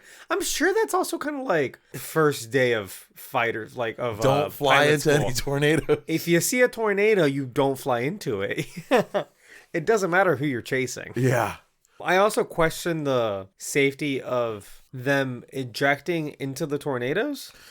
They're probably dead. Because I got the impression Storm is trying to not kill them. Right. Well, she's mad at humans, though. But that's the best she could come up with. And then Storm just, like, the missiles are coming and Storm just stops helping. She's like, all right, it's your turn, Jean. Well, she's flying the jet, too. Like, she could have probably used lightning, but she can't. Was Storm flying? Can she I think control Jean lightning? was flying. I think they're both flying. It's Oh. probably a co-pilot situation. Oh, yeah. But can she control lightning like that precisely? Why not? Like that precisely, though. She did it to Toad. She did do it to Toad, but like... Anyway. Like a a missile flying behind you at like thousands of miles an hour. Also, isn't the X-Jet a Blackbird? Don't Blackbirds fly like super, super fucking high up in the atmosphere? I don't think regular fighter jets should be able to just... They weren't, but... They could have just ascended, and the jets would have been Yeah. like, fuck, we can't go that high. Maybe. Also, they usually don't get caught. It's weird That's that they true. got caught. Because otherwise, they should be getting caught all the time. They're like not cleared to be flying. Like you need No. all Like they'll be kinds like, of what the permission. fuck? Well, Yeah. the whole thing with like that jet though is like doesn't have like stealth systems and shit. It's supposed to be super stealthy, but maybe that's only like when fucking Cyclops is piloting and he's better at it. Maybe he knows what he's doing. Yeah. That and where the fuck did Magneto come from? They're just in the middle of the woods. They were just strolling. I But feel so like why Magneto was like, hey, that looks like Charles's jet. Yeah, why was he in the exact place that they were flying over? I don't know. They're presumably flying from Boston back to New York. No, they were flying. Wait, I'm confused. No, they picked up everyone in Boston. Were they just going to go back to upstate? To the Presumably mansion? flying back to New York. No, wait, they weren't going to the mansion because Wolverine already told them the mansion's fucked. Where were they going? Were they trying to get Xavier? Or meet up with Xavier and Scott? They don't know the. Or were they just trying to get away at this point? So, okay. Because the whole like cop situation happened, and obviously like that wasn't planned. And yet they still end up to where Magneto could like pull them down from the sky. Also, he didn't pull them down from the sky so much as he caught them because they were already falling. Yeah. Because they got hit by a missile. Exactly. The plot demanded it. That's a huge plot hole. You know? But then we got the funny line. When will these people learn to fly? But where was that a reference to something? Where did he come Did they from? crash in the first movie? No. They did pretty good, I So thought. was he just being a dick? I think so. Okay. And actually one of the things I remember vividly No, from they this do crash in movie the first one. Remember? was Magneto present when it happened? No. Oh. I mean, he watched the movie. They don't crash, but he like sort of kind of like he's like, all right, I'm gonna put it down gently, but they land it like in water. Oh, isn't Wolverine like a dick to Cyclops about it? Yeah. Like, you call that a smooth landing? Yeah. But one of the parts I remember vividly, like from as a kid watching this, is the pilot and the jet going like this, like pointing down, telling him to descend.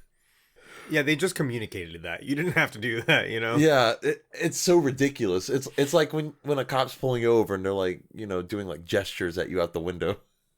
Yeah, but you don't have a radio to the cop. You know what I mean? Yeah. Unless if they're using their speaker, which you can usually hear very well from your car. They're like please loud descend to what they want to go down to like 10,000 feet or something. Just so they could escort them down to like the nearest strip, Air Force base. Yeah. All I'm saying is this is a completely useless scene. It's just exciting and it's a fun visual for sure. Yeah, it's dumb though. It is if you think about it too hard, dumb, and it's a plot hole. So it was a way for them to meet up with Magneto quickly. Yeah, but with no logic at all. So anyway, I did forget that Rogue gets jettisoned though. So like when it happened, I literally went, "Oh fuck!" Like I was excited, and then and we had to see Nightcrawler. Yeah. It was just an action scene. It was like, all right, let's watch all the characters use their powers real quick, except the Rogue because she did it last scene, and Bobby didn't really do shit except like. Rogue! While the jet is being repaired, we get some character interactions. Jean tells Wolverine she's worried about Scott, while Wolverine is concerned about her new powers. He continues to show affection for her, and she tells him she loves Scott. But when Wolverine kisses her, she didn't exactly pull away immediately. Meanwhile, Nightcrawler asks Mystique why she doesn't just stay in human disguise all the time to blend in, himself being a blue-skinned mutant. She says because she shouldn't have to. Jean Grey sneaks into Wolverine's tent and they start making out, when Wolverine notices 3 scars on her stomach. He realizes it's Mystique and pushes her away. She asks what he would prefer and transforms into Storm and Rogue as well. Ew. He kicks her out. Yeah, she's a kid. He's like, you know what I want. What do you want? Like, yeah, you want his dick. That's like, why you went into the tent and just started making out with him. You want to fuck. Is that sexual assault? Pretending to be somebody else? Probably. There's probably not a law for that specific scenario. Yeah, because there's no mutant. Mystique's not a real person. But probably because it wasn't consensual. Some form of, I guess, yeah. But it was, but it wasn't. It's complicated. It's complicated. Hey, it's complicated. It's complicated. I like a lot of stuff in here. I'm always not crazy about when like Wolverine just like pushes himself onto Storm. It's not Storm. Jean. Yeah, it's like all right, I'm gonna make out with you now. It's like when it's the Ghost Rider. That's what you were gonna say. Yeah, I beat you to it. It's the Ghost Rider kiss. It's the Ghost Rider kiss. And she's just like, no, I don't want to, but you're so hot. But I'm with Scott. Yeah. She's like, don't make me do this. And he's like, do what? And she just walks away. Yeah, that. Speaking of Scott, I forgot to mention earlier, Wolverine is always taking his vehicles. Oh, yeah. He takes his motorcycles.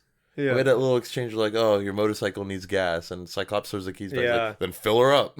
Throws it back. You've been without your motorcycle for a very long time. You just got the keys. You're going to really give it back to him so he can leave again? Yeah. And then when they... It is kind of a running gag. They leave the mansion, they take his car. They take his RX-8. This is Cyclops' car. He's like, oh, yeah? I guess he uses its claw as a key? I guess. It's like a don't think about it too hard moment, but... Visually, it was funny. It was cool. Yeah. It felt like a Mazda product placement, though. Yeah. There was a lot of screen time on the car. Well, I mean, you saw MCU does that with their cars as well. Yeah, but it was one of those where like they like kind of hung on to the features of the car. Oh. You know, I don't remember if you remember that car, the RX. It was really nice. My buddy had one. But like it was a 2-door / 4-door car because it looks like a 2-door, but it actually has 2 more doors that are just hidden. You have to open the front door and then the back door opens. I noticed that. I'm like, that's kind of cool. Yeah. It looks like a 2-door coupe, but it is slightly more accessible than a 2-door coupe, but it's not exactly like a 4-door car. Right. They're pretty cool. They're very compact. They're comfortable. And they implied that Cyclops is a Backstreet Boys fan. Yeah, they make fun of him quite a bit in this for him not being in the movie that much. Poor guy. Yeah. Wolverine, I kind of didn't remember what happened, but I feel like Wolverine would have been fine. I feel like he would have hit Mystique, you know? Not hit, like, I mean, he would have hit that is what I'm saying. He would have struck her. He would have punched her, yeah. You know what I mean? Like, I feel like he's not above being like, all right, let's do it. I'm just, like, I know you're Mystique, and I kind of hate you, and we fought. But I will angry fuck you if you promise to be Jean Grey. I feel like that's not above. He's not above that. His character's not above it. You know what I mean? He'd be like, oh, so you can turn to anyone, huh? Yeah. There's also, later on in the movie, there's an implication that Mystique and Magneto are like beneficiaries. Well, I mean, I feel like even in the prequels, they kind of imply that. I guess that is true, yeah. But so I'm maybe saying they've been fucking their entire lives. They're just like very casual, like fuck buddies. Like, hey, you want to go have fun real quick? Because in this, later on, Mystique is doing like her hacking. You know, she infiltrates the place. She beats a lot of people up. She she goes on the door. She's doing shit with the computer. And it's specifically things that Magneto was like, we can't send you because you're an idiot. What are you going to do when you see a computer? You know what I mean? We're going to send him Mystique. He's going to slice it. Yeah. And so then Wolverine goes, oh, she's good. And Magneto looks at him, smiles, and goes, you have no idea.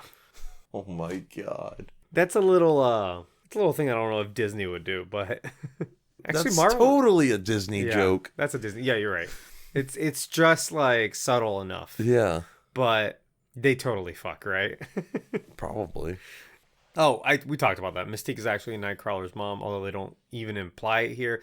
Just a little bit could have really worked. Yeah, they don't even it's like they don't even want to deal with it. That is what it feels like. It feels a lot like also in the prequels with Magneto and Quicksilver. because Magneto is Quicksilver's dad, and yet they barely touch There's up like on it. there's like a throwaway line where Quicksilver's like, "Oh, my mom knew a guy that could do that," Yeah, and that's it. exactly. And I think Magneto even kind of like thinks about it for a second, and then just like they ignore it after that. And it's like, "Oh, who cares?" Yeah, don't fucking talk to me. But I mean, there could have been something there, obviously. On the other hand, like this movie is long enough. It's like It's 2 hours. it's About like 2 hours. It's like 2 hours 10 minutes, I think. yeah, I mean, actually, it lot could have been longer than the longer. first one, Yeah, but like we said, they cut out a lot of that first movie. according to Hugh Jackman. 20 years later, yeah. Yeah, I don't know what they cut out, but there was a lot. There was at least 40 more minutes. Jesus. But again, I feel like you could have done a little bit more here, especially since you have organically put these two characters in a scene together, not because they're related, just because they're both blue. Like you could have stretched that out a little bit more. They're related on the color spectrum. I guess. Back on the jet, Pyro meets Magneto, who calls him a god among insects. Arriving to the base, Wolverine offers to go ahead, saying Stryker will want him alive, but Magneto questions what he will do inside and sends Mystique disguises him instead. Stryker immediately recognizes she's an imposter, and Mystique makes quick work of the soldiers and sneaks into the control room. That's the part we were just kind of talking about. Yeah. Something also to note here, I think, was really interesting, like visually, is that when Magneto is talking to Pyro, he takes his lighter, but he uses his powers to take it. His like metal bending powers. Yeah. And that's when he starts talking about his powers or whatever. And then he hands the lighter back to him. He like stretches out his hand, and he doesn't use his powers at all. And it is very much a visual of like he's giving him a helping hand. He's very welcoming, you know. He's like, join my brotherhood. Basically. But that's very just kind of a visual thing. Yeah. And we also learned the scene that Pyro, and we've seen this, but like we actually get it like spoken in film. It's like he can manipulate flames, but he can't like create them. Yeah, Which is why he carries the lighter around. Mm-hmm. It's also for some reason too something that bugs him apparently. Like he's like, "Oh, I'm not that powerful. I can't make fire." Yeah. You know what I mean? It's like manipulating fire is pretty cool too. Oh yeah, no, you have the best power ever. Like, what are you talking about? You see what you did to those cop cars? Yeah, he's a movie firebender and not a Show TV show fire- have a firebender. Yeah, he's. Oh God, that movie sucked. Meanwhile, Jason, that's Stryker's son, is casting images into Professor X's mind. He rejects some, but is eventually entranced by a projection of a little girl who is lost. He offers to use Cerebro to help her, and she leads him into what he sees is Cerebro, but is actually their duplicate Cerebro. Stryker tells Jason to suggest to Professor X in their projection to target all the mutants.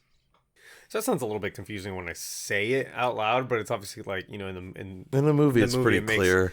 Yeah, exactly. It's pretty clear that Stryker is controlling his son Jason, who is then painting like an image for Professor X.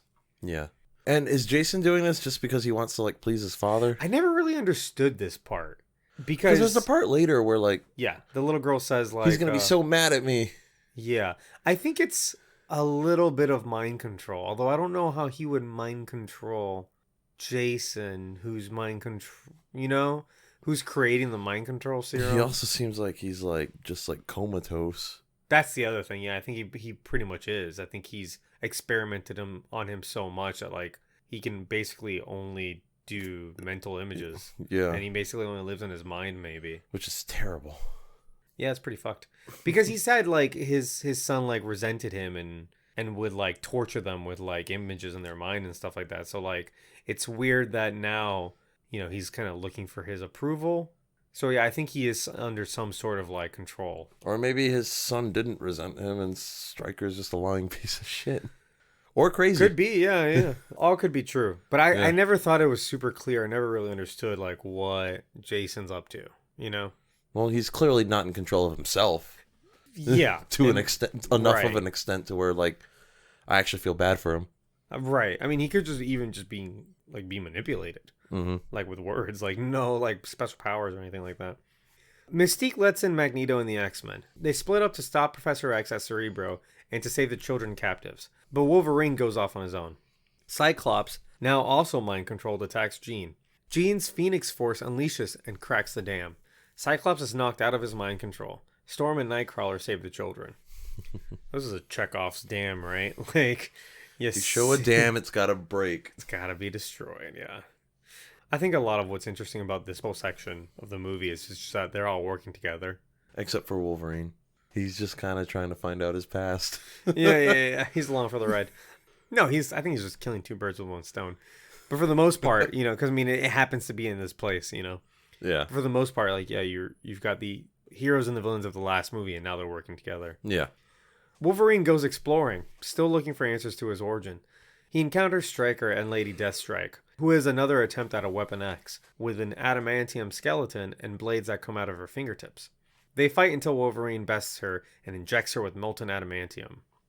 This is a really good fight, but I also question why she has, like, super strength. At one point, like, she picks him up and throws him clear across the room. Like, that shouldn't be one of, like, their superpowers, you know what I mean? Yeah. Like, they should probably have, like, above average strength, but they're not. She shouldn't be, like, picking up Wolverine and throwing him, tossing him casually. Right. Like he's a rag doll, But then, I mean, in the comics, she does have, like, cybernetic improvements, but, like, in this, it doesn't seem like. Right before this fight, when Wolverine's, like, exploring and he walks into, like, Stryker's, like, lab, I was thinking, like, why is, like, all the adamantium still hot? Why does this lab still look active? And then Stryker just, like, literally explains it, like, right then and there. Oh, that you have to, like, keep it. You have to keep hot. it at that temperature, yeah. But that's a fair question, because it's like. No, because I was like, this place hasn't been used in years. Are they making? I mean, they're currently using it, but at the same time, like, are they making another Wolverine? Like, currently, So then he comes out and is like, oh yeah, you have to keep it like that, or otherwise it becomes indestructible. Yeah. So I'm like, so you can't melt it again? It's kind of weird how it works. Well, he says, like, if you find a way to liquefy it, like, apparently that process is very difficult. Oh. And in the comics, like we said, like, it's Lady Deathstrike's dad who, like, invented the process to be able to do it, because otherwise you wouldn't be able to do it. Otherwise it'd just be a solid metal. So in Marvel, adamantium is, like, the strongest, along with vibranium. Didn't it come from, like, space too? Like on a meteorite or something? But it doesn't have, like, because vibranium, like, it has a special attribute, like, it, like, absorbs all the vibrations or whatever. Yeah. I think adamantium is just, like, indestructible. Indestructible, yeah, it's super strong. Also, in this scene, he gets stabbed so much. Oh, there's so much blood falling into that pool. At one point, she's just like, ba, ba, ba, ba, ba, and she's stabbing him with 5 fingers at a time. And he's like, ah! So he's getting, like, 15 stabs per second. Like, that would just rip someone to shreds. Like, if it wasn't Wolverine, Yeah. Pretty good fight, honestly. Other than the part where she throws him like a rag doll, I think it's a pretty good fight. I don't understand why her eyes change colors. Was there something to that? Is it just to show that she's a mutant? I don't know, because she has, like, silver eyes, but when she, like, dies, her silver eyes go away and they're brown again. I do like when she dies and she starts, like, bleeding metal from, like, all her orifices. Yeah. It's kind of gross. It's a cool visual, though. I feel like this is also a trend in these movies specifically, where in every single movie, Wolverine fights another Wolverine. Yeah. You notice that? Because in the first one was Sabretooth. Or no, in the first one, he fought another Wolverine. Oh, wait, he literally fought, yeah. Who was, like, disguised as Wolverine. So we had Sabretooth kind of counts, too. Sure. But yeah, we have, like, that, and plus, like, a Wolverine v. Wolverine. In this one, it's, like, Lady Deathstrike, who's clearly, like, a Wolverine clone. Right. In the Origins movie, they turned Deadpool into Weapon X, who's, like, a Wolverine also. In Logan, he fights a younger Wolverine. That's literally a clone. Yeah. Yeah. I want to say there's at least one more. But it's a lot of him fighting other versions of himself. In the Wolverine, he fights the Silver Samurai. Yeah, that's maybe, like, the only one. That one doesn't count. The Silver Samurai suit was weird in that movie. It's wasn't it a robot? Yeah. It was like a mech suit. Very Japanese. It's very anime. Magneto and Mystique now on their own. Why did they leave these two on their own? I know it was an accident. It was because, like, Jean got, like, carried away. Yeah, she got sidetracked with that was part of their plan the whole time. Cyclops, yeah. That might be the worst line in the movie, where Magneto's like, this is one lover's quarrel we can't get involved in. And then he just walks away. And then they scuttle off. Yeah, not a good line. Magneto and Mystique, now on their own, break into Cerebro to stop Professor X from killing all mutants, now convinced by Jason's persuasion. Every mutant is stunned and in pain, except for Magneto, who is shielded by his helmet. He breaks in and Cerebro shuts off. Magneto does not free Professor X, but instead reconfigures Cerebro to target humans instead. Mystique disguises as Stryker to tell Jason what to do next. Jason now convinces Professor X to kill all humans, and Magneto and Mystique leave. I remember thinking this was such a twist. I did not see that coming at all. Well, also, like, was Magneto just leaving Charles to die there? I'm not sure Charles would have died. I think eventually he would have broken out of it. Well, the dam was about to bust. I'm not sure he knew that, though. Oh. Did he? I don't know. I don't think he knew that. But the way though. he leaves, though, he just goes like, goodbye, Charles. His work is done there. I think that. Plus, if it's one of those where, like, if he sticks around now, they're going to fight because you just killed all humans. Oh, yeah. That's a huge thing. Ooh. This is a very bad guy thing for Magneto to do. It's one of those where it's like, I mean, the movie lures you into like, all right, they're working together, they're a team. But Magneto's still out for his goals. And I think what happened here was he just saw an opportunity. He's like, you know what? It almost seemed like they had it somewhat planned out, though. Because Mystique knew exactly what to do. Or maybe they're on the same wavelength. You True. know, they're lovers. Yeah. But they didn't know exactly what Stryker was doing yet. Did they? Probably not. I think maybe they figured it out together. Yeah. They're like, hey, wait a second. And they're like, hang on, we can win this war before it even starts. We're going to hijack all of Stryker's hard work and do the opposite. I always feel like, how does he know how to do that? Like, how does he know to rearrange all the things? And they write it off in the movie as like, well, he helped him build it. But like, does he? Yeah, I don't know. He? Like, did he? You know what I mean? Actually, I think he did. I think they actually show that in First Class. They do. But those are all retcons. Anyway, Wolverine finds Stryker trying to get away and demands to know who he really is. Stryker implies that Wolverine would be horrified to learn of what he and Stryker did together before his memory is wiped. The dam cracks. Stryker begs Wolverine to save him in exchange for telling him anything he wants to know. Wolverine ties him up and goes back to the base to save his friends. He just like chains him to like the landing gear of the plane, right? He's like, if we die, you're gonna die too. Yeah. A lot of this to me felt like sequel bait. Prequel bait. Right. Sorry. Excuse me. Prequel bait. But it's hard to tell. I try to do a little bit of research on this of when this movie was released based on when they had planned to do a Wolverine origin movie. Yeah. It's very hard to tell. Because the earliest I could find on a Wolverine Origins is that the script was presented in 2004. That's a year later. A year after the movie would have come out. Not while the movie would be in production. That's like a full like 2 years after like this movie is in production. Right. You know what I mean? So it's like maybe they had that plan. They're like, all right, let's wait and see seeds. how this movie does. Maybe, yeah. But this does feel like they are planting these seeds for a potential prequel. Because they do allude to a lot of his past, but they don't explicitly tell you or show you. He has flashbacks throughout the movie. And then at this point, he's just kind of like, I made you. And you basically volunteered. And we did some dirty shit together. And that's kind of it. It's not in depth or anything. And it's even in story, like, that's not enough answers. Like, it's super vague. Yeah, exactly. Yeah.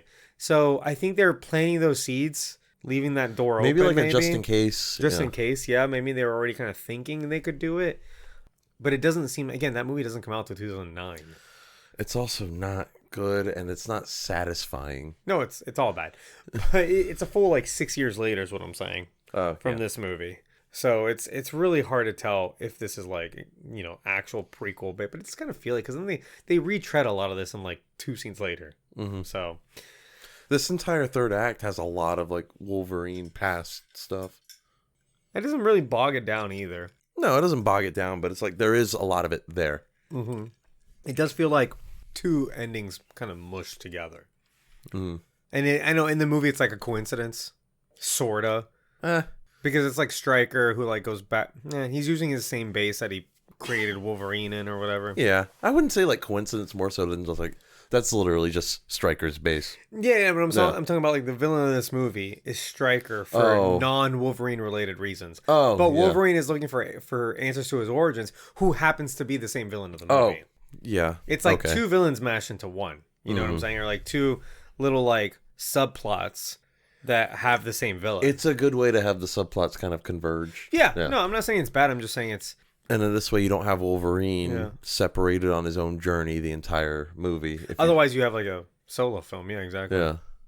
The team arrive to the door of the Cerebro as all mankind are experiencing debilitating headaches. Storm convinces Nightcrawler to teleport through the door, something he said he couldn't do, but she says she has faith in him. There's a tiny little like subplot there, right? It's 2 scenes long, but it's there.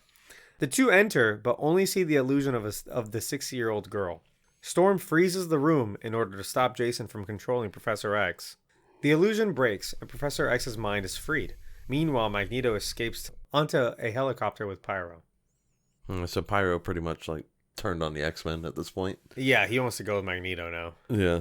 He's like, you got the right idea. Yeah. A lot of good stuff. I do like we were talking about, like, Nightcrawler just being, like, altruistic, like, he's devoutly religious and whatever. Like, he sees the little girl and doesn't question it at all. He's like, oh, we gotta go help her. Even though a second ago he was told, don't believe anything you see in there. He's just too good of a guy. He's just so good. He immediately starts walking towards her. He's like, oh, what do you need help with? Like, don't go. She's not real, you dumbass. We just said this. It makes sense that he can't go through, like, something that he can't see because he doesn't know, like, how far to project himself. Yeah, with this, like, he has no idea what the inside of that room looks like or anything. He could have projected him, like, off the edge of that little platform.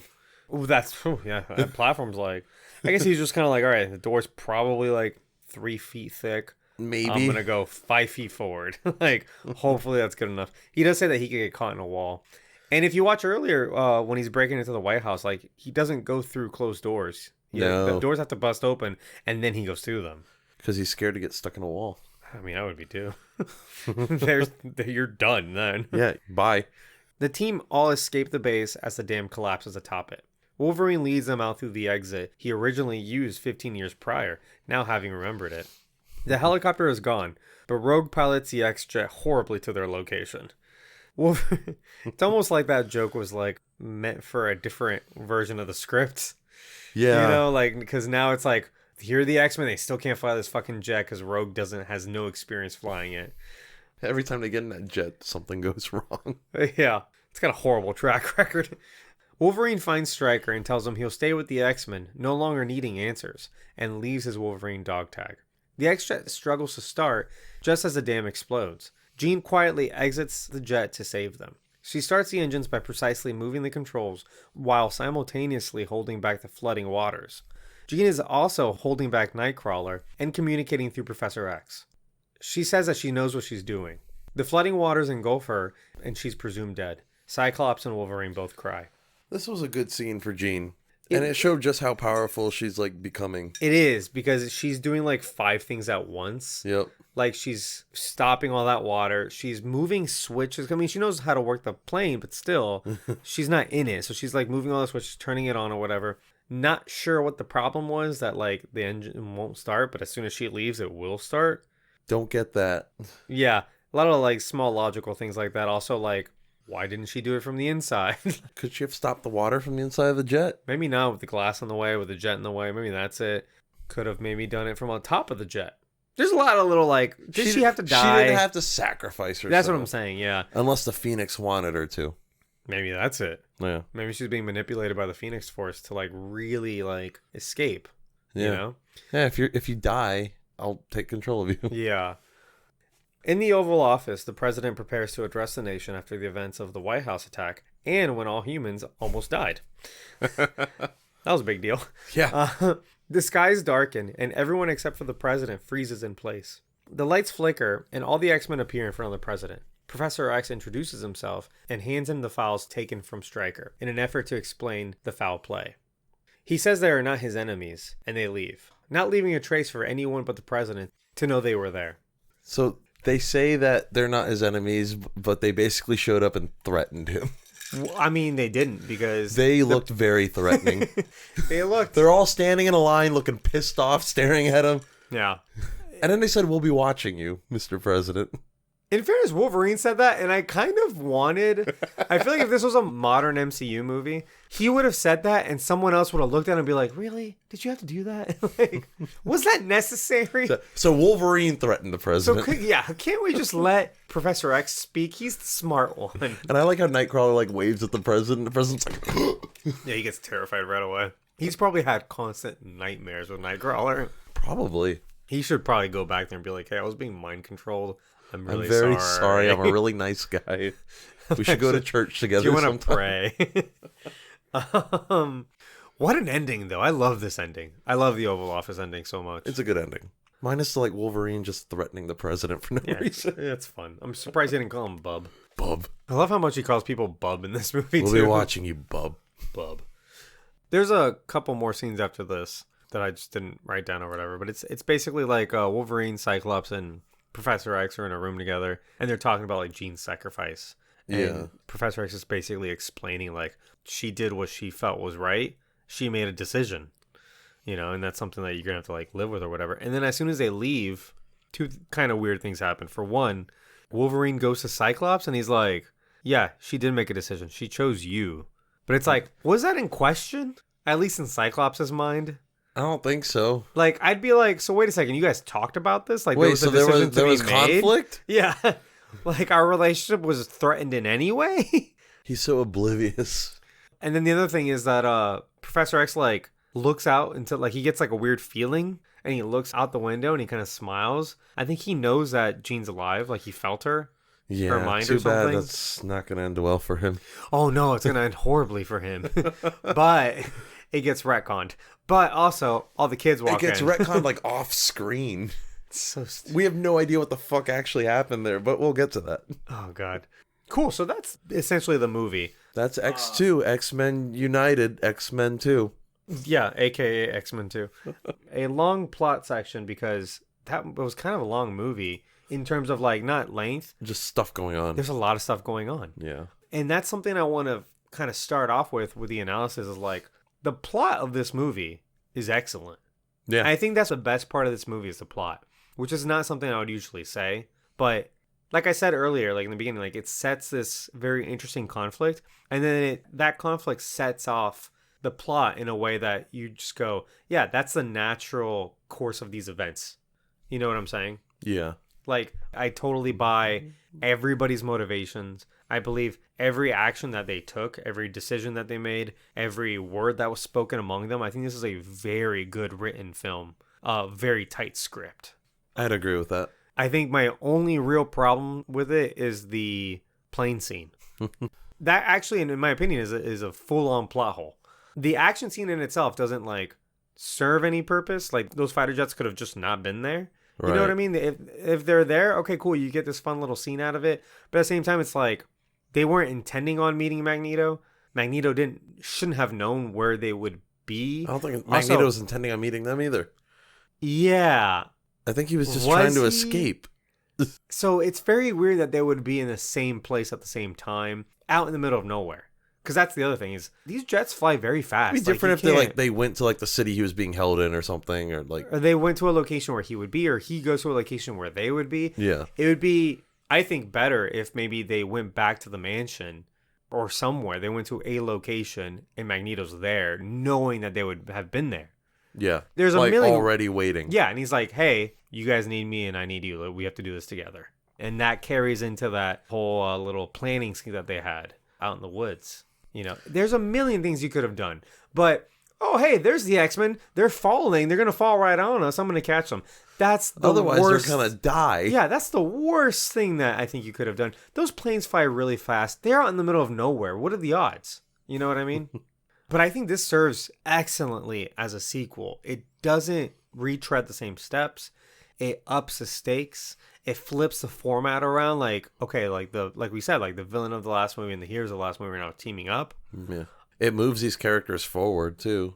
Yeah, everybody gets like a nice character arc, whether it be bigger or smaller. Yeah. Like, Wolverine has a big one that I want to talk about. But, like, even... You have, like, Bobby with his Jean family. Grey, Jean Bobby, Grey with Rogue, the Phoenix. Pyro. Yeah.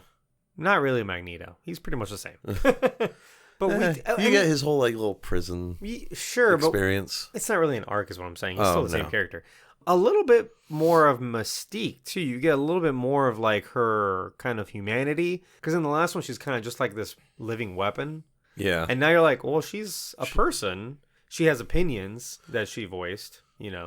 She gets to like have some more dialogue, and like she's kind of horny. Like she wants to fuck. Yeah. Which She's is human. It's fair. Like she is a real person. She's human, and that is a way you could show that, right? Yeah.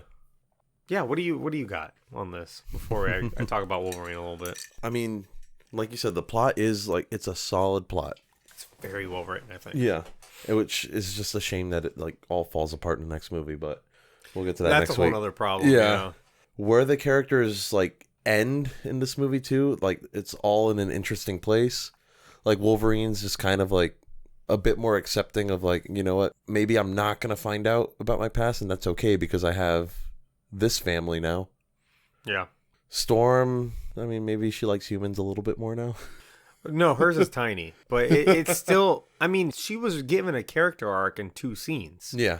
And now I had to think a little bit about it. I'm like, does it fit with her mini character arc in the last movie? Because of Senator Kelly, she's just kind of like, maybe I don't need to be afraid of humans that much. And now she's like, no, humans make me very angry. And sometimes I just want to, like, all I have is anger. And then Nightcrawler's like, all right, just like, chill the fuck out. First of all, have some faith because not everybody's a piece of shit. Yeah. Like, have you tried faith, you know? Yeah. And then by the end, like, she's like, yeah, by the end, she's a bit more mellowed out. Maybe well, at the very least, she like says like, you know, I have faith she says in the you. right words. Yeah, she just all she does is literally say the word faith, and then we're like, oh yeah, it's a character arc. She's changed. She learned a lesson. Nightcrawler isn't alone anymore, although he's not in the next movie. But that's a huge mistake. Yeah, because I think he would have been awesome in the next movie. Yeah, and this movie does.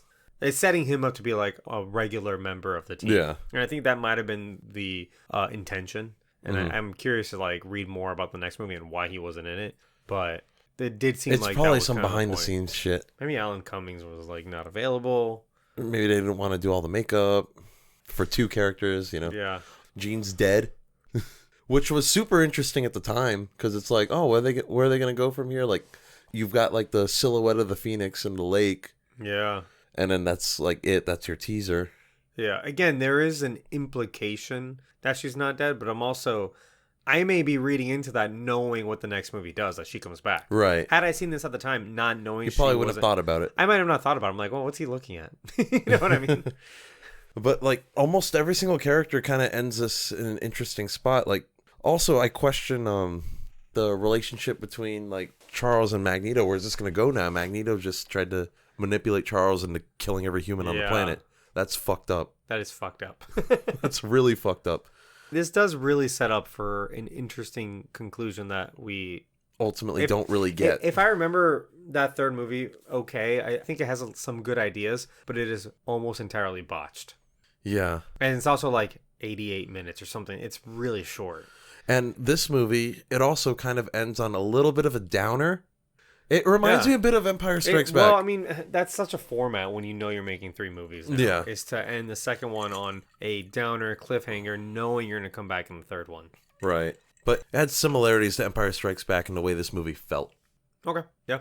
And not just it being the second in the trilogy, just like the things that they did specifically. Like they split off the group of heroes into like multiple I can groups. See some of those things, like, yeah. You know what I'm saying? Yeah. It seems also, yeah, maybe. It also seems the kind of betrayal like at the interesting things to do. Yeah. Is split them up or whatever. There is a nice identity crisis here for Wolverine. He definitely gets the biggest arc. We were saying earlier, because in the last movie, he is kind of the POV character. We see everything from his perspective. In a movie that's not really about him, he's still kind of the main character for the first X-Men movie. Yeah. You know what I mean? In this one, he's not really the POV character. This one's a little bit more of an ensemble film. Yeah, it definitely is. Like, they break the team up. We get perspectives from every little group as they're separated. And Wolverine's we don't need a POV in this movie. Like, it's not following one character like that. They're not using an audience surrogate like they did in the last movie where like, okay, here's a new character. We're going to explain things to him and therefore explain it to the audience. Which for the first movie in the series was a smart thing to do. Sure. In this one, it's a lot more visual storytelling, visual context. Which is very impressive because I feel like you don't see that a lot anymore. It was really well done. A lot of things are like spoon-fed to you now. Yeah. And I mean, we complain because we're like, oh, how stupid. He put out his cigar on his hand. And it's like, that does serve a purpose. It's a gag, for one. And it reminds you what his power is. power is. Yeah. It's a dumb thing for the character to do. Oh, yeah. He's kind of a dumb guy, though. Wolverine is kind of dumb. Not everyone needs to be super smart. And that's the thing about the Marvel Universe. There's too many geniuses. Yeah, so it's nice to have a guy where it's like, he sees somebody, he's just going to run at them, scream, and just start stabbing. And flail his arms. Yeah. He's like Frank Reynolds. And anyways, I start stabbing. Yeah, but in this movie, like at the beginning, he's looking for answers. He's a lone wolf. And then there's that wolf that he sees. That's the symbol, right? We were saying it's a nice like little metaphor, but then they like really spoon feed it to you the next scene. Yeah. Because you see his face and like it transitions into like a different wolf who's like a stuffed thing at a museum. Yeah. In case you didn't get it. it. Hey guys, this guy's a lone wolf. He's a lone wolf.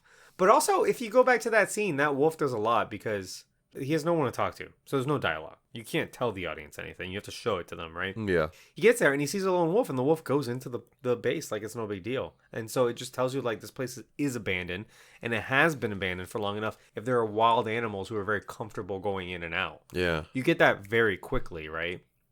But by the end of the movie, he has Stryker offer him answers. If he saves his life and leaves the X-Men for dead, but he would rather save them. Yeah. You know what I mean? He's not the same because Wolverine. the lone wolf found a pack. That's right. Had they shown a pack of wolves at the end, I would have been like, too much. I think I would have rolled my eyes. Yeah, back it up. You know, take it back a step. But that's kind of the bit, though, is that he finds his family. Yeah, is what the point is. And it is nice that is bookended by a different symbol when he takes a little boy with him to see Stryker the third time, or I guess the second time. Oh yeah. Because he's, it's not an accident. This is a movie. It was done intentionally. He's carrying the boy because he rescued him. He doesn't put him down. He just takes him with him to see Stryker again. And we named him. What was the kid's name? Artie, yeah. But by the end, he doesn't need answers anymore. And he's holding the kid. And that symbolizes that he's found himself as more of a teacher role and a family, as a part of a family. What does he teach? He says art. But they made that up. Yeah, I know he was just making that up, though. Like, what does Wolverine teach at the school? Well, in the third movie, he's, like, just kind of training fighting. Remember, they're in the danger room? Yeah. So, does this school also teach mutants how to weaponize their powers? I mean, if they do, Wolverine's your guy. Maybe the government should be a little worried. So, I like this. In a movie that, like I said again, like, it's not really his movie, I do like his character arc in this. I think it's pretty good. Like I said before, everybody's character arc is like, it's a good one. Yeah. Again, it's very tightly written. It's very good. It's a very well written movie. It's a rare thing. Yeah. Only other thing I want to talk about in this movie, because I think it pretty much covers it, is the action. At the end of the movie, you look back and you're like, was this an action movie? Like, this is what I thought of. I was trying to think of the action scenes. I almost couldn't remember them. Two. There's not that many of them. And I think it's because it's written so well, for a superhero movie, that you don't have to focus on the action bits as much. No, besides like the jet scene, I guess, it's not like, okay, we're going to have this scene, here's an action set piece.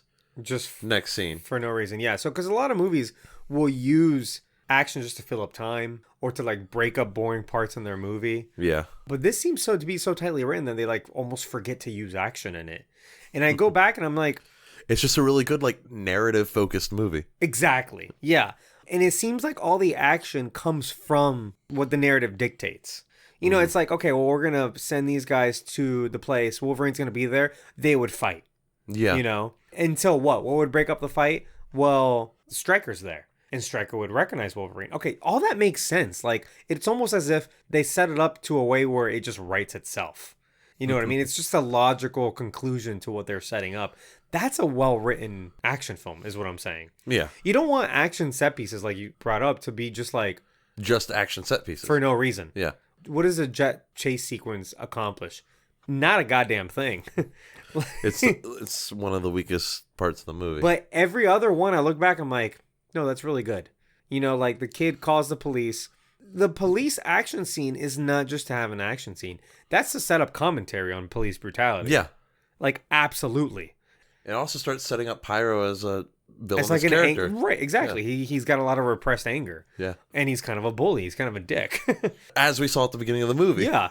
And I mean, sure, like, Wolverine stabbing people and going, that's also what you expect in a movie with Wolverine. That's a prerequisite. Like, you need that in the movie.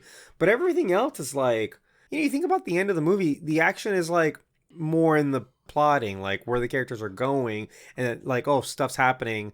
We got to get out of here. And it's such a mix of different kinds of action that, like, it really works, I think. It doesn't feel monotonous. It doesn't feel boring. Right. Because you get one of everything, except for, like, I was going to say a car chase, but there's a jet chase, I guess. You know what I'm saying? There's, like, they're fighting people with guns, and he's stabbing people. You get a little bit of Pyro doing his flamethrowing. Later on, there's a couple of fights in the third act. Again, a lot of the action is just them trying to get out of the base. Yeah. It's different kinds of action. It's not just like, all right, fisticuffs again. When you really think about it, it's a little obvious. They're like, oh, they're just giving this character their time to use their power now and stuff like that. But when you're watching the movie, it does work because this is an ensemble film. It makes it to where none of them feel like background characters. Like, they're all, like, at the forefront. They all have their moment to shine. Yeah. Whereas, like, the first movie, some of the X-Men felt like background characters. Mm-hmm. Like Storm. Sure, yeah. And even, like, because in my head, I'm thinking, like, what's the weakest fight? Is it Cyclops versus Jean Grey? Maybe. But maybe. That almost works more narratively than it does as, like, an action piece. Yeah. You know what I mean? Because it's almost like a trope where, like, oh, one of the characters is evil now. We got to knock him out of it. Right? That's basically what happened. He's being mind controlled. But they're also lovers. And they're lovers, so it's like... It's dramatic. It's a little dramatic. But their fight also doesn't... It's not prolonged. It's very quick. Yep. And it's mostly to show a couple things. One, a little interaction between these two characters who haven't been together the whole movie. And two, her progression of her powers. Right? Because now she's stopping his beams, too. Well, she's also way stronger than he is, like, even before the Phoenix shit. No, she wasn't that strong in the last movie. She should have been, though. Remember, she could barely pick up plates, and that's something that Cyclops like, he was like mentions. you had to focus to, like, pick up like a dish, but, like, now you have nightmares and the whole bedroom shakes. Exactly. Yeah. He's firing at her full blast. It's a huge beam. It's not one of the small ones, and she can, like, block it with her telekinesis. And then, like, it's really a stepping stone in watching her powers progress throughout the film. So, like, even that scene has plenty of, like, narrative uses without bogging you down in, like, bad action, because it doesn't last very long. You know what I'm saying? And this movie's filled with that. Yeah. I thought that the fight with Lady Deathstrike was going to be longer. I thought I remembered it being longer, and it's pretty short. Could just be because you were a kid, though. Maybe. That's what I'm saying. Yeah. It was pretty short. It was, like, straight to the point. Yeah, they stab each other a few times. He finds a way to kill her and does it. Yeah. Like, it's not monotonous, is what I'm saying. Yeah. Like, it doesn't get to the boring part. It ends while you're still kind of, like, surprised. Like, you were kind of maybe wanting a little bit more. Leaves you wanting a little bit more, which is good. Which is a good thing. That means that's a very good thing. that what it was good. Yeah. Yeah.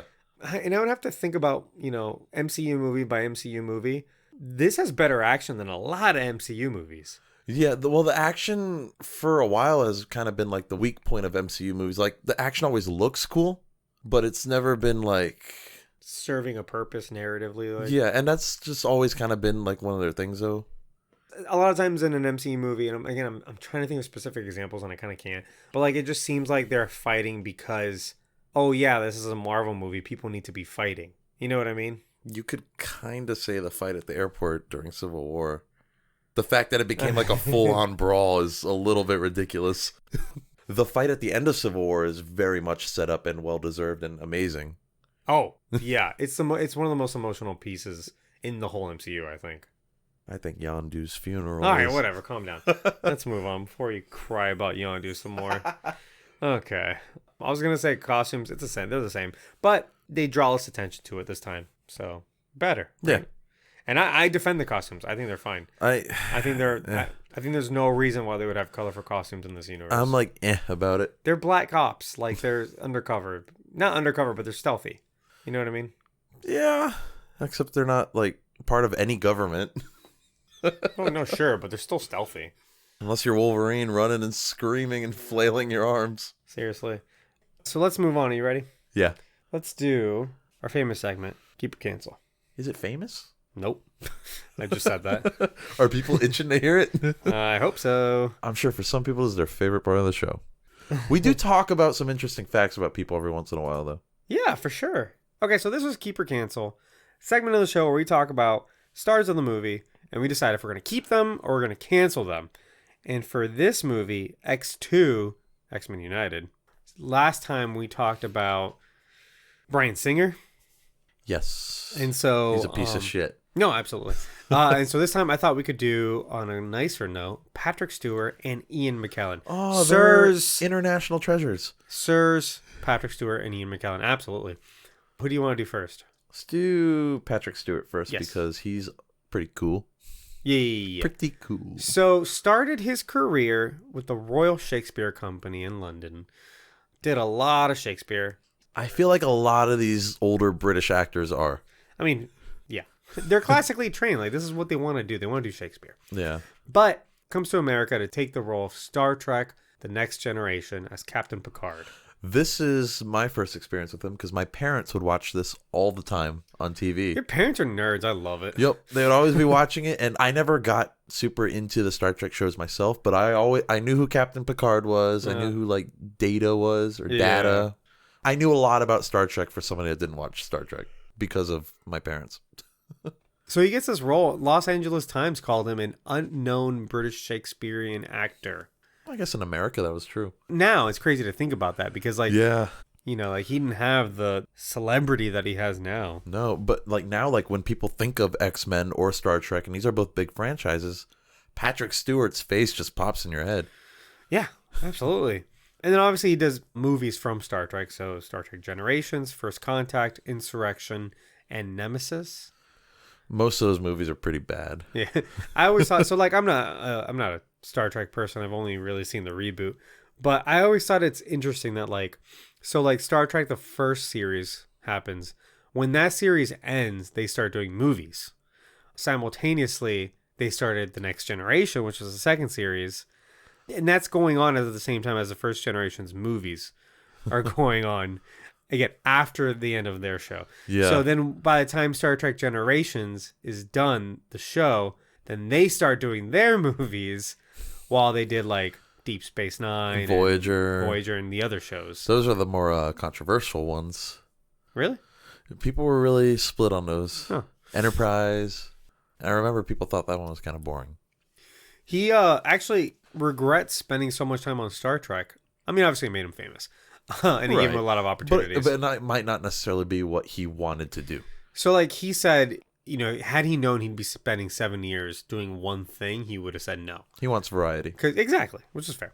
Which is why he was reluctant to do the same thing for X-Men, but was convinced by Bryan Singer. And he did that for what, 15 years? Yeah, but I mean, they're movies, and you know, he was doing other things too, and Yeah. yada yada. He actually went back to stage acting in 1990, and then Okay. just kind of balanced it all, basically. And in 2010, he was knighted for his acts of charity and stage art. Okay. TMNT, we mentioned him when we talked TMNT. Yes. He played Winters. Remember the the villain? The sort of villain. He didn't sound too much like Patrick Stewart, though. He did. He sounded younger. Go back to the tape. We said that's Patrick Stewart. Did we? Yeah.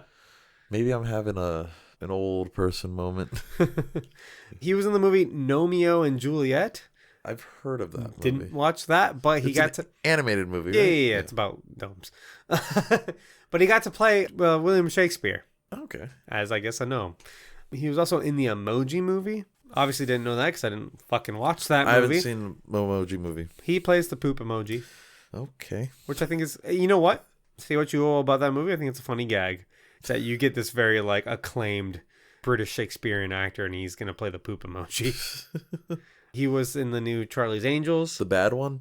I think they're all bad. But No. You're thinking the McG ones. Those are the bad ones. Oh. There's the new one. It was from like 2 years ago.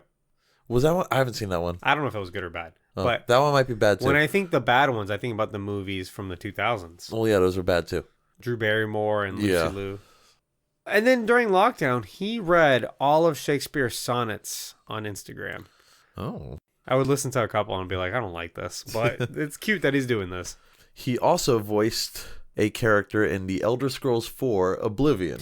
So, He was the Emperor. I looked at his filmography. He's done a lot of video game voice work. He has. This is super interesting. He does a lot of voice work, like in general. It seems like he does almost as much voice work as he does, like, stage Acting and screen. gigs, Yeah. Yeah, so that's Patrick Stewart. If we want to go to Ian McKellen, also started on stage, also with the Royal Shakespeare Company. That's where they met back in 1977. And they've been best friends ever since. Transitioned into film, Richard III, the Shakespearean movie, Of obviously. course. Also in The Shadow, which is a movie it's in our list. Oh. Starring, what's his name? The guy who just killed those people on accident. Alec Baldwin? Alec Baldwin, yeah. Oh, shit. Apt Pupil, that's the movie with Bryan Singer. That's where he met him. Gods and Monsters, where he was nominated for an Academy Award. Lord of the Rings. No way. Obviously. Who is he in Lord of the Rings? A little movie called Lord of the Rings. Not sure if you've heard of it. He is Gandalf the Grey. Gandalf the Grey / And Gandalf the White. Yeah. The Da Vinci Code. He's the narrator in Stardust. We were literally just talking about that movie. Yeah. Obviously, The Hobbit reprises his role as Gandalf. He is the Grey. Yeah. Mr. Holmes. He plays Sherlock Holmes. Beauty and the Beast. Okay. So he's gay, obviously. Right. He wasn't publicly out because of the times. Obviously, he was like working in the 60s and 70s. It was a tough time. Right. Didn't come out until 1988. He was only... Wasn't that still a tough time to come out? Probably, yeah. And Isn't it still right now kind of tough? I guess it's all... Yeah, I mean, I'm not one to speak of it. I don't have experience exactly, with it, but like... I assume so. Yeah, very involved in the LGBT activism ever since. Became ordained in order to preside over the marriage of Patrick Stewart and Sonny Ozell in 2013. Can you think adorable. of anything cuter? That's adorable. That he married them. And that brings me to their friendship. They've known each other since 1977, working in the Royal Shakespeare Company together. They were in a couple plays together, but they didn't become close friends until X-Men. What? I know. So it's crazy. They're so like, they see each other on the set and like, I know you. Hey, it's you. You were on that thing. And then apparently like working long days and doing a lot of shots and just kind of sitting around, they just became friends. Obviously, they seem kind of like the same person. Like They do. They're both older British dudes, super into Shakespeare and stage acting, and they actually hang out a lot. And they take a lot of pics and they put them on fucking Instagram and shit. They're like actually best friends. So I went on this website. I'm gonna link it below, and it kind of had their entire friendship as told through pictures that they've taken together.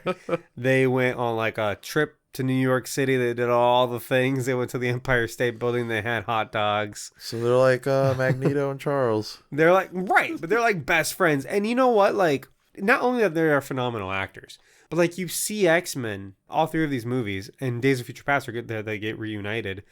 They have amazing chemistry. They're clearly both friends and great actors. Yep. I wonder how they like talk to like, hello, friend. Oh, Patrick, my old friend.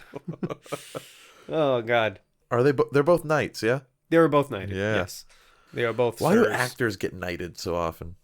Is it just like a tradition thing? No, it's for like after it's like almost like a Status? lifetime achievement thing. Okay. You know, for providing art. Okay. A lot of them also for doing charity work. So a combination. They help their country. Yeah. They make them look good. They make the British people look good. That they do. So, probably, yeah. More so than, you know. You think Harry about, Styles. yeah, like some of their other people or like their politicians. Like you think of their actors, you're like, oh yeah, like we like them. Oh yeah, I like some British people. Yeah. So I mean, keep both of them. They're both cool dudes. No, they're both amazing. They're getting wholesome. Oh, they're so wholesome. They're getting up there in age, so it's gonna get sad when they get older. But Yeah. the X-Men universe might be dead. With all this multiverse stuff, I doubt they're gonna do anything with these two guys. But I wish They might just be too old. I to want do them. with. Yeah, I just want them to do more movies together. Like I want them to do another thing together. You know, I think that'd be a lot of fun, Yeah. even if it's like a comedy. I'm trying to imagine them in a comedy together. That might be really. Ooh, a Shakespearean comedy. It might work out. I mean, in all honesty, like they've both done like lighthearted things. Patrick Stewart has done so many animated movies, Yeah. and Ian McKellen, he's just. There's a really funny little video he did about acting, and they were like, how do you get in? And he's like, oh no, I just show up on the day and I stand on the X and I say the line. And so I get there, and they're like, "Hey, you're Gandalf," and he's like, "You shall not pass," and he's like, and then I go home. And it was just a really funny bit that he did once. He's like, yeah, it's actually really simple. Yeah. And then I just say the line, and that's really all there is to it, and that's what acting is. And but it's funny because so nonchalant about it. Oh my god, yeah. But it's funny because he actually did like a kind of like a TED talk one time, talked about like getting in the role of like a Shakespearean character, and he kind of like hyper analyzed Shakespeare as these people do. You know, people like really into Shakespeare. And so I think it was kind of a response to that, where he's obviously taking this very seriously. And he's like, "Oh yeah, no, Gandalf, I just showed up. I said, you shall not pass." And then I went to my trailer. So yeah, keep both. Keep both of them. They're super fantastic people. Cool. Well, let's move on. All right. So into the fandom zone, Birdo, this movie, X2, X-Men United, aka X-Men 2. Absolutely not. This movie's better than the first one. It's so well written. The pacing is almost perfect. Like, when I was watching this again, I was glued to the screen. Yeah. And, like, I remembered the overall plot, but even when I was watching it, I was still, like, things still took me by surprise, like, as they happened. It's just a very well-written movie. It's a fun movie. People need to watch this movie to see how good X-Men movies can be. Yeah, for sure. It's going to be a big problem when they remake these. And that's what I said with the last one. Yeah. Because these two just nails it. You know, and people love to remember like the questionable things. Like, I talked to some friends about like X-Men, and I was like, "Hey, I just rewatched X-Men, and just to remind you, like, it's amazing. Go back and watch it." And then someone was like, "Yeah, but it's got that line, you know what happens to a toad when it gets struck." I'm like, who fucking cares? It's not that big a good deal. Line, but sure, but it doesn't ruin the movie at all, and it's fine. It's perfectly fine. You know what I mean? And then like someone else pointed out, it's a Joss Whedon, but we didn't know this when we recorded the last episode. It's a Joss Whedon line because he had a pass at the script too. Is it actually Joss Whedon? Yes, that line is by Joss Whedon. Oh no. So one of my friends, Chris, was like, imagine it being said by Buffy and it works a lot better. It does. Know? And then someone else was like, well, isn't it a problem because apparently originally they cut out a bunch of the stuff. This is what happens when you get like 10 writers working on the same script. Yeah. Right? It's too many cooks. Earlier in the movie, like Toad would have speaking roles. But maybe because Ray Park's not a good actor, they cut all that out. He's not a good actor. That's the same reason they come out of like episode 1 and they've redubbed his voice with a real actor. Right? You know what I mean? They did. as Darth Maul. He was supposed to be like talking a lot about like what toads can do and how cool toads are because he's a fucking human toad. You know what toads can do? Yeah, yeah, exactly. And probably be like, I can spit on your mouth. And then so by the end, when fucking Storm's like, I'm gonna kill you, she would have been like, well, do you know what happens to a toad when it gets struck by lightning? That's a good setup and a payoff, sure. Yeah. But it's a joke, and she makes it, and she's pissed off because she's been beat up by this kid 3 times now. So she tells bad jokes when she's mad. I mean, sure, it's like a John McClane Die Hard thing. You know what I mean? It's a one-liner. It's a cheesy one-liner you say before you murder somebody. That's all it is. My point is, does not detract from the movie at all. The movie's fantastic. It doesn't make the movie bad. This movie, X2, X-Men United / X-Men 2, is also amazing. And it also has a bad line. And that's it. Yeah. This is the lover's quarrel. Yeah. It also has a great line where he's like, you were sucking on your mom's titty. But absolutely not in the fandom zone. This is an incredible film. Yeah. We got to watch the rest of these because Days of Future Past is also really good. This might be the best one in the series. I really like First Class. I don't think First Class is as good as you think it is. I don't know. We're going to get there. But we'll get there. But I remember thinking, I'm like, loving First Class. Like, this is a weird movie. Anyway, we're good. We'll get there. But this is good stuff. Again, super well written. It holds up because it is narratively focused. Doesn't rely on any gimmicks. Doesn't have like cheesy effects because it doesn't need it. Also, it probably had a much higher budget. Yeah. And the effects that they do use are pretty damn good. Pretty good. Even those tornadoes looked really good. Yeah. Like this movie holds up very, very well, I think. And it's been 18 years. Nothing about it like really looks that cheesy at all. No. These 2 films back to back really, really work. And I keep saying it, but I'm like, I just don't. And then maybe it's why Marvel hasn't, they're like putting it off. How do you remake these? Like, how do you bring the X-Men back? Because it's hard to either top these, or it's going to be hard to distance yourselves from these and not redo the same things. Especially if you're going to have specifically Wolverine, Professor X, Magneto. You have to reinvent those characters. Because some people complain about Wolverine being tall and handsome when he should be like kind of short and gruff.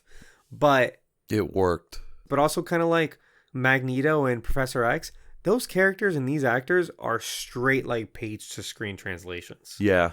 It's going to be so hard to do that again. You're going to have to put a twist on it. They could technically still use No. Patrick Stewart and Ian McKellen. They're getting old. I don't think they're going to do that. I think they're going to try to like redo it and be like, I also feel like the multiverse is going to be a phase 4 thing, because I thought it was weird that when they announced phase 4, they also announced like it's going to end.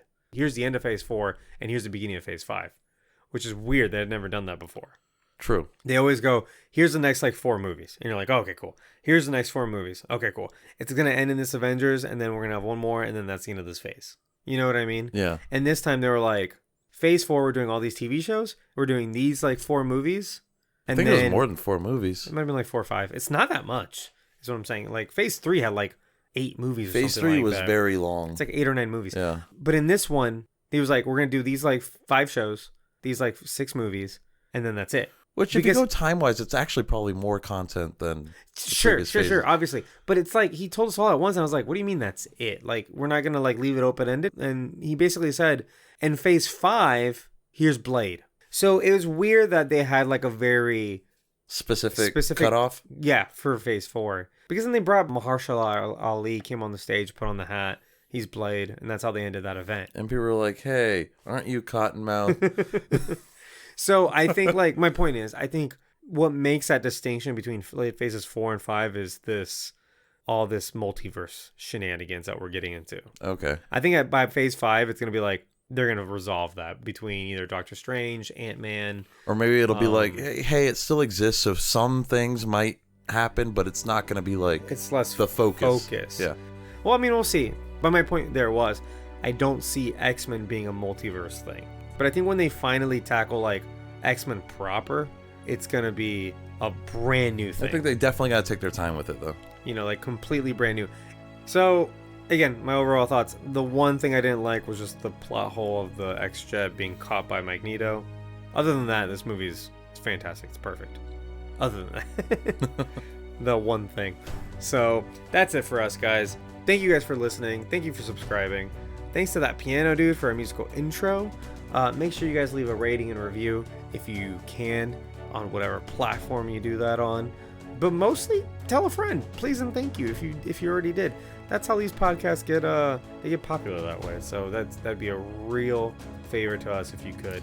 Yeah, word of mouth would be great because we can't really afford to advertise. For sure, yeah. You can find us on Instagram at Films from the Phantom Zone, and you can find us on Twitter at Films from PZ. If you want to argue with us, Twitter's the way to go. We can just argue back and forth all night long. All these episodes are available on YouTube at Films from the Phantom Zone, and we also have a TikTok. Oh yeah, we're also on TikTok. Sorry, I keep forgetting. And also, we record. I said at the top of the show, we record all these episodes live on Twitch most Monday nights.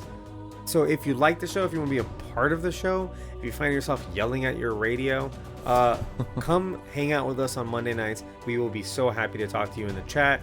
If you know something we don't know, hey, that's going to probably make it into the episode. Yeah. If not, we might have some fun discussions. We like to drink. We literally talked about where to find beer on today's stream. So it's a fun time. Come hang out with us on Twitch. That's twitch.tv/filmsfrompz. Most Monday nights, sometime around 9 to 10 Eastern time. If you want to support the show, you can find us on Patreon. We're working on some tiers and some like things that we can do. I was thinking like community events, hangouts, Discord. Voting? Huh? Potentially voting on the movie next... voting on what we watch next. We still have like the way we do is we have a list of all the movies that I found that would qualify for what we do. But sometimes we need help picking what we're going to go to next. And sometimes we find new movies that actually qualify. That's the other That's one happened too. a few Yeah, times. that's happened several times. So it might help having a group of people suss those out, Yeah. find those. Because a Wikipedia list only gets you so far. It literally did not get me as far as we ended up going. Yeah. So, and then I'm constantly finding movies that I'm like, Does that kind of count? qualifies. Yeah, that kind of counts. Or I kind of want to add it in anyway, like the Avatar movie, The Last Airbender. Or like Dragon Ball and Yeah, but yeah, all those manga ones we decided counted. yeah, they're comic books. They're so- comic books, exactly. I brought in like 10, 15 new movies right there. Yeah. So, hey, that's it. We will see you guys next week with, what's it called? X-Men The Last Stand. Yes. X-Men 3, also available on Disney+. So watch it so that you know what we're talking about when we come back to that one. Or our Venom review, whichever one comes first. Venom review's going to come first. Oh. By a lot. Okay. Like, by a lot. Oh, never mind. Do I have to watch the first one again? No, I don't want to do that. I might. I might just watch one of those 8-minute recaps. I might torture myself. Wow. All right, well, that's on that note. That's it for us, you guys. We will see you next week. Goodbye. Bye.